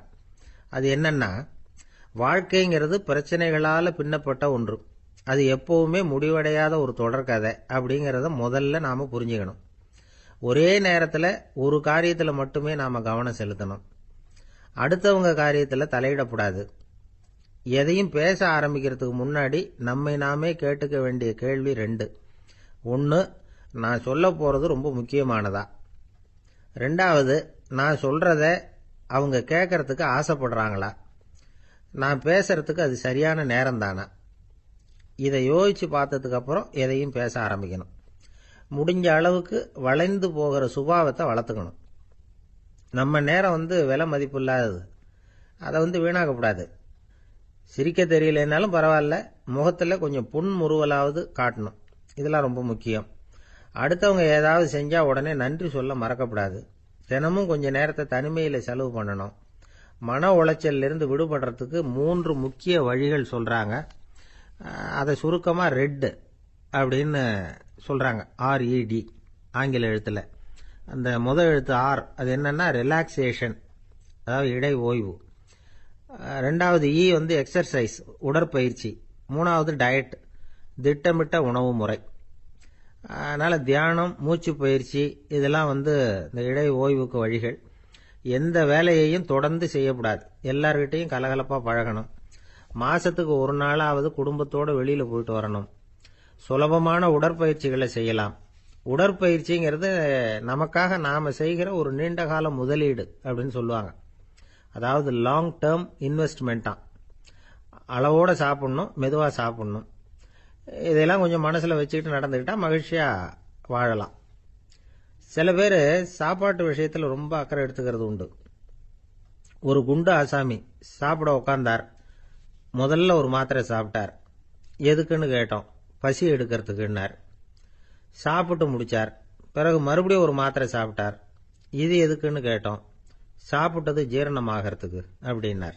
ஒரு வயசான அம்மா தெரு வழியாக போயிட்டு இருந்தாங்க. அவங்க கையில் என்னத்தையோ வச்சுக்கிட்டு அதை அடிக்கடி பார்த்துக்கிட்டே இருந்தாங்க. ஒருத்தன் மெதுவாக அவங்கக்கிட்ட போய் கையில் இருக்கிறது என்ன அப்படின்னு எட்டி பார்த்தா அவங்க கையில் 4 பல்லு இருந்துதான். இவன் ஆச்சரியமாக அந்த அம்மாவை பார்த்தான். ஏம்மா உனக்கு என்ன பைத்தியமா? ஏது இந்த பல்லு? இதை என்னத்துக்காக கையில் வச்சுக்கிட்டு அலைஞ்சிக்கிட்டு இருக்கிற அப்படின்னு கேட்டிருக்கான். அதுக்கு அந்த அம்மா விவரம் சொல்ல ஆரம்பித்தாங்களாம். இதை பாருப்பா, எனக்கு ஒரு மகன் இருந்தான். அவனை ரொம்ப செல்லமாக வளர்த்தேன். அவனை தரையிலேயே நடக்க விடுறதில்ல. எப்பவும் தூக்கி வச்சுக்கிட்டு இருப்பேன். அவன் நல்லா பெரியவனாகி பள்ளிக்கூடம் போகிறப்ப கூட அவன் புஸ்தக மூட்டையை நான் தான் சுமந்துக்கிட்டு போவேன். பார்க்குறவங்க கூட கேலி பண்ணுவாங்க. ஏம்மா படிக்க போகிறது நீயா உன் பிள்ளையான்னு கேட்பாங்க. அவன் இன்னைக்கு எவ்வளவோ பெரிய மனுஷன் ஆயிட்டான். வெளிநாட்டில் பெரிய உத்தியோகத்தில் இருக்கான். சமீபத்தில் இங்கே வந்துட்டு போனான். ஒரு நாள் ஏதோ கோபத்தில் என்ன அரைஞ்சுட்டான். அப்போ இந்த 4 பல்லும் கீழே விழுந்துட்டுது. இன்னமும் கூட விழுந்திருக்கும், ஆனால் பல்லு தான் இல்லை. என் புள்ள அரைஞ்சதுனால விழுந்த பல்லு இல்லையா அது. அதனால் இதை எப்பவும் என் கையிலேயே வச்சுக்கிட்டு ஆசையோடு பார்த்துக்கிட்டு இருக்கிறேன். அவன் தான் வெளிநாட்டுக்கு போட்டான். அவனை பார்க்க முடியாத ஏக்கத்தை நான் இந்த பல்லை பார்த்து போக்கிக்கிறேன் அப்படின்னு நாங்களாம் அந்த அம்மா. இந்த கதை எதுக்காகன்னா தாய் அன்பு அப்படிங்கிறது எப்படிப்பட்டதுங்கிறத புரிஞ்சுக்கிறதுக்காக. கல்யாணம் ஆனதுக்கு அப்புறம் தாயை மறந்து விடுறவங்க எத்தனை பேர் இந்த உலகத்தில்? அவங்க காதில் வேணுங்கிறதுக்காக தான் இந்த தகவல். ஆனால் ஒரு விஷயம் மட்டும் நல்லா புரிஞ்சுக்கணும். தாயை மதிக்க தெரிஞ்சவங்க தான் இன்னைக்கு வந்து வாழ்க்கையில் எல்லா விதத்துலேயும் முன்னுக்கு வந்திருக்கிறாங்க. வேணும்னா விசாரித்து பார்த்துக்குங்க. இன்னொரு அம்மா இருந்தாங்க. அவங்க தினமும் ஒரு கோயிலுக்கு வருவாங்க. சாமியை பார்த்து, கடவுளே நான் இறந்து போனால் நரகத்துக்கு போகணும் அப்படின்னு வேண்டிக்குவாங்களாம். எல்லாரும் சொர்க்கத்துக்கு போகணும்னு தானே கடவுள்கிட்ட வேண்டிக்குவாங்க. இந்த அம்மா தினம் வந்து நான் நரகத்துக்கு போகணும் அப்படின்னு வேண்டிக்கிறாங்க. அங்கேருந்து அர்ச்சகருக்கு இது சந்தேகம். ஒரு நாள் அதை நேரடியாகவே அவங்கக்கிட்ட கேட்டுவிட்டார். அதுக்கு அந்த அம்மா பதில் சொன்னாங்களாம். ஐயா, எனக்கு கல்யாணம் ஆகி ரொம்ப நாள் வரைக்கும் குழந்தை பாக்கியம் இல்லாமல் இருந்தது. கோயில் குளம் எல்லாம் சுற்றி வந்தேன். ரொம்ப நாள் கழித்து ஒரு குழந்தை பிறந்தது, ஆண் குழந்தை. அவனை நான் ரொம்ப செல்லம் கொடுத்து வளர்த்தேன். அதோட விளைவு என்ன ஆச்சுன்னா அவன் ரொம்ப மோசமாக ஆயிட்டான். கெட்ட பழக்க வழக்கம்லாம் கற்றுக்கிட்டான். அவன் இறந்து போனால் நிச்சயம் அவனுக்கு நரகம்தான் கிடைக்கும். அந்த அளவுக்கு கெட்டவன் அவன். அப்படிப்பட்ட காரியங்கள்லாம் பண்ணிகிட்டு இருக்கான், எனக்கு தெரியும். இவனுக்காக நரகத்தில் கூட யாரும் தயவு காட்ட மாட்டாங்க, தாட்சண்யம் காட்ட மாட்டாங்க. அதனால் இவனுக்கு முந்தி நான் இறந்து நரகத்துக்கு போயிட்டா அங்கே இவனை கவனிச்சிக்கலாமே, இவனுக்கு பணிவிடை செய்யலாமேன்னு பார்க்குறேன் அப்படின்னு நாங்களாம். அதனால தான் நான் நரகத்துக்கு போகணும்னு தினம் ஆண்டவனை வேண்டிகிட்டு இருக்கிறேன் அப்படின்னு கண்கலங்கி அந்த அம்மா சொன்னாங்களாம். அதுதான் தாய் உள்ளம்ங்கிறது. தாயின் பெருமையை வந்து சரியாக உணர்ந்துட்டா அவங்களுக்கு எப்பவும் எந்த கஷ்டமும் வராது. இது ஏதோ உபதேசத்துக்காக சொல்கிற வார்த்தை இல்லை, உண்மையான வார்த்தை. இந்த விவரத்தையெல்லாம் நண்பர் ஒருத்தர்கிட்ட சொல்லிக்கிட்டு இருந்தேன். அவர் கொஞ்ச நாள் கழித்து என்னை தேடி வந்தார். அவர் கையிலேயே 4 பல்லு வச்சுருந்தார். என்னங்க ஆச்சு, ஏதுங்க இந்த பல்லு அப்படின்னு விசாரித்தோம். உங்கள் உபதேசத்தை கேட்டுவிட்டு இந்த உலகத்தில் எல்லாரையும் தாயாக நினைக்க ஆரம்பிச்சிட்டேன். ஒரு அம்மாவை கடத்தரில் பார்த்து தாயேன்னு கூப்பிட்டேன். அவங்க உடனே பலார்னு என்னை அரைஞ்சிட்டாங்க. பல்லு விழுந்துட்டுது. அதை தான் பொறுக்கி எடுத்துக்கிட்டு நேராக உங்களை தேடி வந்துக்கிட்டு இருக்கிறேன்னார். தாயேன்னு தானே கூப்பிட்டீங்க, அதுக்கு ஏன் அரைஞ்சாங்க அப்படின்னு கேட்டோம். நான் தாயேன்னு கூப்பிட்டது அவங்க காதில் நாயேன்னு விழுந்துட்டு தான், அதுதான் அப்படி ஆயிட்டுது அப்படின்னார். உலகத்தில் எது எதுக்கும் ஆராய்ச்சி கூடங்கள் இருக்குதுல்ல, அது மாதிரி தூக்கத்தை பற்றி ஆராய்ச்சி பண்ணுறதுக்கு ஒரு ஆராய்ச்சி கூடம் இருக்குது. அப்படி ஆராய்ச்சி பண்ணணும்னா அதுக்கு மூழ்கிக்கிட்டு இருக்கணும்ல. அதனால தான் அந்த ஆராய்ச்சி கூடம் இங்கே இல்லை. அமெரிக்காவில் பாஸ்டன் பல்கலைக்கழக மருத்துவமனையில் அது இருக்குது. அங்கே தூக்கத்தை பற்றி பலவிதமான ஆராய்ச்சிகள் பண்ணிகிட்டு இருக்கிறாங்க. அந்த ஆராய்ச்சி கூடத்தில் இயக்குனராக இருக்கிற ஒரு நிபுணர் அவர் என்ன சொல்கிறார் தெரியுமா? உங்களுக்கு தூக்கம் வரலையா, நீங்கள் நல்லா தூங்குறதுக்கு தாராளமாக சில யோசனைகளை என்னால் சொல்ல முடியும் அப்படிங்கிறார். யோசனை தானே, காசா பணமாக கேட்டு வச்சுக்கலாமே. உணவு, மனநிலை, தூங்கும் இடத்தோட சூழ்நிலை, படுக்கைக்கு செல்றப்போ உள்ள பழக்க வழக்கங்கள், இது காரணமாக ஒருத்தருக்கு தூக்கம் வராமல் போகலாம். தூக்கம் வராததுக்கு இதுதான் காரணம்னா அதையெல்லாம் சுலபமாக கட்டுப்படுத்தலாங்கிறார் அவர். தூக்கத்தை வரவழைக்கக்கூடிய ஒரு நல்ல மருந்து உடற்பயிற்சி. ஆனால் ஒன்று, படுக்க போகிற நேரத்தில் இது மாதிரி உடற்பயிற்சிகள் எல்லாம் செய்யக்கூடாது. கொஞ்சம் முன்னாடி பகல்லையே இந்த பயிற்சிகளை செய்கிறது நல்லது. தூக்கம் வராமல் அவதிப்படுறவங்க பிற்பகல் நேரங்களில் காஃபி, டீ இது மாதிரி பானங்களை சாப்பிடக்கூடாது. மது அருந்துறது கூட தூக்கத்தை பாதிக்கும். வெது வெதுப்பான நீரில் குளிக்கிறது, தியானத்தில் ஈடுபடுறது, ஓய்வாக இருக்கிறது, படுக்கிறது, அதாவது படுக்கிறதுக்கு முன்னாடி ஒரு குவளை பால் சாப்பிட்றது, இதெல்லாம் தூக்கத்தை வரவழைக்கிறது ரொம்ப உதவியாக இருக்கும். இன்னொரு விஷயம் என்னென்னா, தூங்கி ஆகணுமேங்கிற கவலை வேண்டியதில்லை. அப்படி நினச்சி கவலைப்படுறதை விட்டுடணும். தூக்கம் வரலையா, உடனே படுக்கையை விட்டு எழுந்திருக்க வேண்டியது. வெளியில் வாங்க, வேறு ஏதாவது வேலையில் ஈடுபடுங்க, கொஞ்ச நேரம் உலாவுங்க, அல்லது ஏதாவது ஒரு புஸ்தகத்தை எடுத்து படிங்க. களைப்பு ஏற்பட்டால் மறுபடியும் படுக்கைக்கு போங்க. தூக்கம் தானே வந்துடும். ஒரு விஷயத்தை மட்டும் நல்லா ஞாபகத்தில் வச்சுக்கணும். படுக்கைக்கு போகிறப்போ உங்கள் மற்ற எல்லா பிரச்சனைகளையும் மறந்துடணும். அது எப்படி சார் முடியும்? அந்த நேரம் தானே எல்லா பிரச்சனையும் வரிசையாக ஞாபகத்துக்கு வருது அப்படின்னு நாம் நினைக்கலாம். ஆனால் பழக்கத்தில் அதை நாம் மாற்றிக்க முடியும். கொஞ்சம் முயற்சி பண்ணணும், அவ்வளோதான். இது எல்லாமே ஆராய்ச்சி பண்ணி பார்த்துட்டு அந்த நிபுணர் சொல்கிற கருத்து தான். இன்னொரு விஷயமும் அவர் சொல்கிறார். அது என்னென்னா, உடல் கோளாறு காரணமாக தூக்கம் வராமல் அவதிப்படுறவங்களுக்கெல்லாம் இந்த யோசனைகள் சரியாக வராது அப்படிங்கிறார். அதுக்கெல்லாம் மருத்துவ சிகிச்சை கொடுத்து தான் சரி பண்ணணும். சில பேருக்கு நடு ராத்திரியில் மூச்சு திணறல் ஏற்பட்டு தூக்கம் வராமல் போயிடும். ஊரெல்லாம் தூங்குறப்ப தான் மட்டும் தூங்காமல் மூழ்கிட்டு இருக்கிறது, ஊரெல்லாம் மூழ்கிட்டு இருக்கிறப்போ தான் மட்டும் தூங்குறது, இது மாதிரி கோளாறுகளால் சில பேர் பாதிக்கப்படலாம். காலு தசை முறுக்கிக்கிறதுனால சில பேருக்கு அடிக்கடி விழிப்பு வரலாம். மன அழற்சி காரணமாக சில பேருக்கு தூக்கம் வராது. இது மாதிரி கோளாறுகளுக்கெல்லாம் அதுக்கு தகுந்த மாதிரி சிகிச்சை கொடுத்து தான் சரி பண்ண வேண்டியிருக்கும். எந்த கோளாறும் இல்லாமல் தூக்கம் வரலைன்னா ஆரம்பத்தில் சொன்ன முறைகளை கடைபிடிச்சு பார்க்கலாம். தூக்கம் வந்ததுன்னா யோசனை சொன்ன அந்த நிபுணருக்கு நன்றி சொல்லலாம். ஒருத்தர், ஏன் சார் பஸ்ஸில் தூங்குறது கெட்ட பழக்கமானு கேட்டார். இல்லையே, நான் கூட பஸ்ஸில் போகிறப்ப தூங்கிட்டு தானே போவேன் அப்படின்னார் இன்னொருத்தர். அப்புறம் ஏன் என்ன டிரைவர் வேலை வேணாம்னு வீட்டுக்கு அனுப்பி வச்சுட்டாங்க அப்படின்னாராம் அவர். ஒரு ஆஃபீஸில் வேலை பார்க்குற ஒருத்தர் ஏதோ தப்பு பண்ணிவிட்டார். உடனே மேல் அதிகாரி அவரை கூப்பிட்டு அனுப்புனார். நீ செஞ்சது தப்புன்னார் கோவமா. இது ஒரு ரகம். சில அதிகாரிகள் இப்படி நீங்கள் செஞ்சது தப்புன்னு சொல்கிறதில்ல, நீங்கள் செஞ்சது சரி அப்படின்னு சொல்கிறதில்ல. எப்படி சொல்லுவாங்கன்னா, நீங்கள் செஞ்சது சரியில்லைன்னு நான் நினைக்கிறேன் அப்படின்னு சொல்லுவாங்களாம். அதாவது சில பேர் நீங்கள் செஞ்சது தப்புங்கிறாங்க, அதையே மாற்றி சொல்கிறார் இவர், நீங்கள் செஞ்சது சரியில்லைன்னு நினைக்கிறேன். இது ரெண்டும் அர்த்தம் ஒன்று தான், இருந்தாலும் வார்த்தைகள் வித்தியாசம். நிர்வாக திறமை இல்லாத ஒரு அதிகாரி யூ ஆர் ராங் அப்படின்னு சொல்லுவாராம். நிர்வாக திறமை உள்ள அதிகாரியாக இருந்தால் அதையே கொஞ்சம் மாற்றி I think you are not correct அப்படிம்பாராம். இதுதான் வித்தியாசம். இருந்தாலும் வார்த்தைகளை உபயோகப்படுத்துகிற விதத்தை வச்சு தான் வேலை நல்லா நடக்கிறதும் நடக்காததும் இருக்கு. விவரம் தெரிஞ்சவங்க என்ன சொல்கிறாங்க தெரியுமா? Be a leader not a boss அப்படிங்கிறாங்க. ஒரு லீடராக பாஸாக இருக்காதே அப்படிங்கிறாங்க. சரி, அப்படின்னா லீடருக்கும் பாஸுக்கும் வித்தியாசம் உண்டா அப்படின்னு கேட்டால் இருக்குன்னு சொல்கிறாங்க. லீடருங்கிறவர் வேற, பாஸுங்கிறவர் வேற. ஒரு லீடர் எப்படி நடந்துக்குவார், ஒரு பாஸ் எப்படி நடந்துக்குவார், இதை முதல்ல நாம் தெரிஞ்சுக்கணும். அவங்க எப்படி நடந்துக்குவாங்க அப்படிங்கிறதுக்கு சில விவரங்கள் இருக்கு. அதை கேட்டோம்னா நாம் புரிஞ்சுக்கலாம் அதை.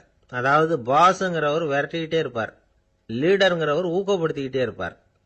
நாளைக்கு சாயந்தரத்துக்குள்ள அந்த வேலையை செஞ்சு முடிக்கலைன்னா தொலைச்சி விடுவோம் தொலைச்சி அப்படிம்பார் அவர். இவர் எப்படி சொல்லுவார்னா, இது வரைக்கும் நீங்கள் செஞ்சிருக்கிற வேலை ரொம்ப அற்புதம் அப்படிம்பார். பாஸுங்கிறவர் அதிகாரத்தை நம்பி செயல்படுறவர், லீடருங்கிறவர் நல்லெண்ணத்தை நம்பி செயல்படுறவர்.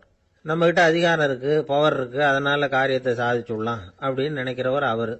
மற்றவங்க கிட்ட ஒரு நல்ல அபிப்பிராயத்தை சம்பாதிச்சுக்கிட்டு அது மூலமா காரியங்களை சாதிக்கிறவர் இவர். பாஸுங்கிறவர் பயத்தை உண்டு பண்ணுவார், லீடருங்கிறவர் அன்பை பரவ செய்வார். அதை செய்யலைன்னா ஆடிட்டில் தகராறாயிடும், இது செய்யலைன்னா இன்க்ரிமெண்ட் கட் ஆகிடும், இப்படி ஏதாவது சொல்லி பயமுறுத்திக்கிட்டே இருப்பார் அவர். இவர் அப்படி இல்லை. உடம்பு இப்படி இருக்குது, வீட்டில் எல்லாரும் சௌக்கியமாக இருக்கிறாங்களா, ஆஃபீஸில் எல்லாம் வசதியாக இருக்குதா, நான் ஏதாவது உதவி செய்யணுமா அப்படின்னு அன்புக்கு முக்கியத்துவம் கொடுப்பார். பாஸுங்கிறவர் எதுக்கெடுத்தாலும் நான் சொல்லிக்கிட்டு இருப்பார். லீடருங்கிறவர் நாமன்னு சொல்லிக்கிட்டு இருப்பார். பாஸுங்கிறவர் தப்புக்கு காரணம் யாருன்னு பார்ப்பார், லீடருங்கிறவர் தப்பு என்னன்னு பார்ப்பார். இதுதான் ரெண்டு பேருக்கு வித்தியாசம். The boss shows who is wrong, the leader shows what is wrong அப்படின்னு சொல்லுவாங்க. இந்த காரியம் எப்படி செய்யப்பட்டிருக்கு அப்படின்னு தெரிஞ்சுக்கிறவர் பாஸ். இந்த காரியத்தை எப்படி செய்யணும்னு செஞ்சு காட்டுறவர் லீடர். பாஸுங்கிறவர் பணியாளர்களை திட்டுவார், லீடர் மரியாதைக்குரியவராக நடத்துவார், அதுக்குரியவராக அவர் நடந்துக்குவார். செய்கிற வேலையை ஒரு சுமையா நினைக்க வைக்கிறவர் பாஸ், செய்கிற வேலையை ஒரு சந்தோஷமா ஆக்குறவர் லீடர். ஒரு முதலாளியா இருக்கிறவர் அல்லது ஒரு நிர்வாகியா இருக்கிறவர் இது மாதிரியான நுணுக்கங்களை எல்லாம் தெரிஞ்சு வச்சுக்கிறது நல்லது. ஒரு பாஸ் இருக்கார், அவர் ஒரு நாள் ரொம்ப பெருமையா தன்னோட ஆபீஸை பத்தி பேசிக்கிட்டு இருந்தார். எனக்கு கீழே 200 பேர் வேலை செய்யறாங்க சார், நான் ஒரு கோடு கிழிச்சா அவங்க அதை தாண்டாத அளவுக்கு நான் நடந்துக்கிறேன் சார் அப்படின்னார் அவர்.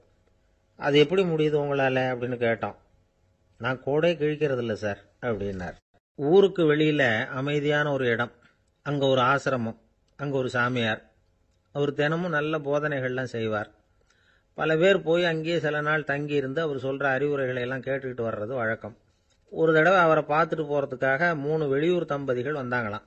அந்த மடத்திலேயே சாப்பிட்டுக்கிட்டு தங்கி இருந்து அவங்களுடைய போதனைகளை கேட்டுக்கிட்டு போகணுங்கிறது அவங்க நோக்கம். காலையில குளிச்சுட்டு பூஜையில உட்கார்ந்தார் அந்த சுவாமி. இவங்களும் குளிச்சுட்டு அந்த பூஜையை பார்க்கறதுக்காக அவர் முன்னாடி உட்கார்ந்தாங்க. பூஜை ஆரம்பமாச்சு. சம்பிரதாயப்படி அது ரொம்ப நேரம் நடந்துகிட்டே இருக்குது.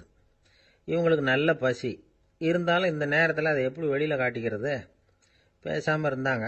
அந்த சுவாமி பூஜையை முடிச்சார். அதுக்கப்புறம் பேச ஆரம்பிச்சார். பேச்சு அருமையாக தான் இருந்தது, அமிர்தமாக தான் இருந்தது. இருந்தாலும் இவங்களுக்கு இருக்கிற வயிற்று பசி அது சரியாக கவனிக்க விடலை. அந்த சுவாமியே இதை கவனிச்சதா தெரியல.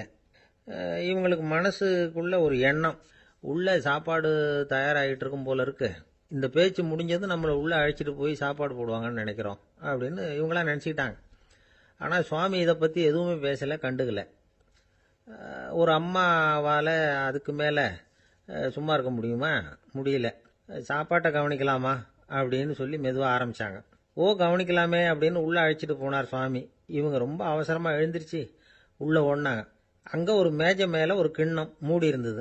இதுதான் சாப்பாட்டு மேஜை போல இருக்கு, இங்கே சாப்பாடு வந்துடும் அப்படின்னு நினைச்சாங்க. உடனே போய் சுற்றி உக்காந்துக்கிட்டாங்க. சுவாமி அந்த கிண்ணத்தை எடுத்து அந்த அம்மா கிட்ட கொடுத்தார். அவங்க அதை வாங்கி மூடியை திறந்து பார்க்குறாங்க. உள்ள ஒரு சாவி இருக்குது. சரிதான், இது சமையலறை சாவி போல இருக்கு, அங்கே போய் அதை திறந்து சாப்பாட்டை நாமே எடுத்துக்கிட்டு இங்கே வச்சுக்கிட்டு சாப்பிடணும் போல இருக்கு அப்படின்னு நினைச்சாங்க. சாவி இருக்கு இல்லையா, வாங்க பூட்டு நிறைய காட்டுறேன் அப்படின்னு சுவாமி அவங்கள அழைச்சிட்டு போனார், காட்டினார். இவங்க அந்த அறையை ரொம்ப ஆவலோட திறந்தாங்க. உள்ள பார்த்தா அங்கே அரிசி, பருப்பு, விதவிதமான காய்கறி எல்லாம் இருக்கு. சமையலுக்கு வேண்டிய மிளகாய், எண்ணெய், பால், தயிர், நெய் இப்படி எல்லாமே இருக்கு. அடுப்பு, விறகு, நெருப்பு போட்டி அது கூட அங்கே இருக்கு.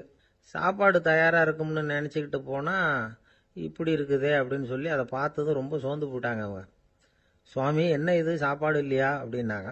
அதுதான் சாப்பாட்டுக்கு வேண்டிய எல்லாம் இங்கே இருக்குதே, அடுப்பு மூட்டி நீங்கள் தான் அவங்கவுங்க ருசிக்கு தகுந்த மாதிரி சமைச்சுக்கணும். இந்த சன்னியாசிக்கு எப்படி சமைக்க தெரியும் அப்படின்னு கேட்டார் சுவாமி. சாப்பாடு தயாராக இருக்கும்னு நாங்கள் எதிர்பார்த்தோம் அப்படின்னாங்க. நீங்கள் இப்படி சொல்லுவீங்கன்னு நானும் எதிர்பார்த்தேன்.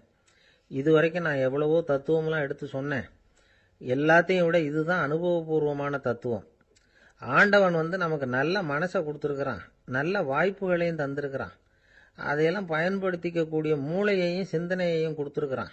அதனால அடுப்பை தான் நீங்கள் மூட்டணும், அடுப்பை நீங்கள் தான் மூட்டணும், உங்களுக்கு உகந்ததை நீங்கள் தான் சமைச்சு ருசித்து அனுபவிக்கணும்.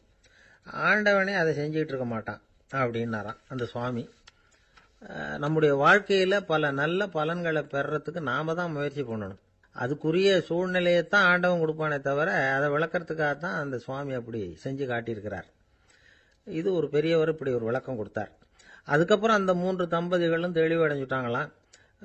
நாம் தெளிவடைகிறது எப்போங்கிறது தான் தெரியல அப்படின்னு பல பேர் இதை கேட்டுட்டு சொல்லிட்டு இருக்கிறாங்க. இந்த கதையை நம்முடைய நண்பர் ஒருத்தர்கிட்ட சொன்னேன். அந்த நண்பர் ரொம்ப சந்தோஷப்பட்டார். நீங்கள் சொல்கிறது கரெக்டு சார், ஆனால் நான் அதை விட ஒரு படி மேலே சார். எனக்கெல்லாம் அரிசி பருப்பு இருக்கிற ரூம் எதுன்னு கையை காட்டிட்டா போதும்.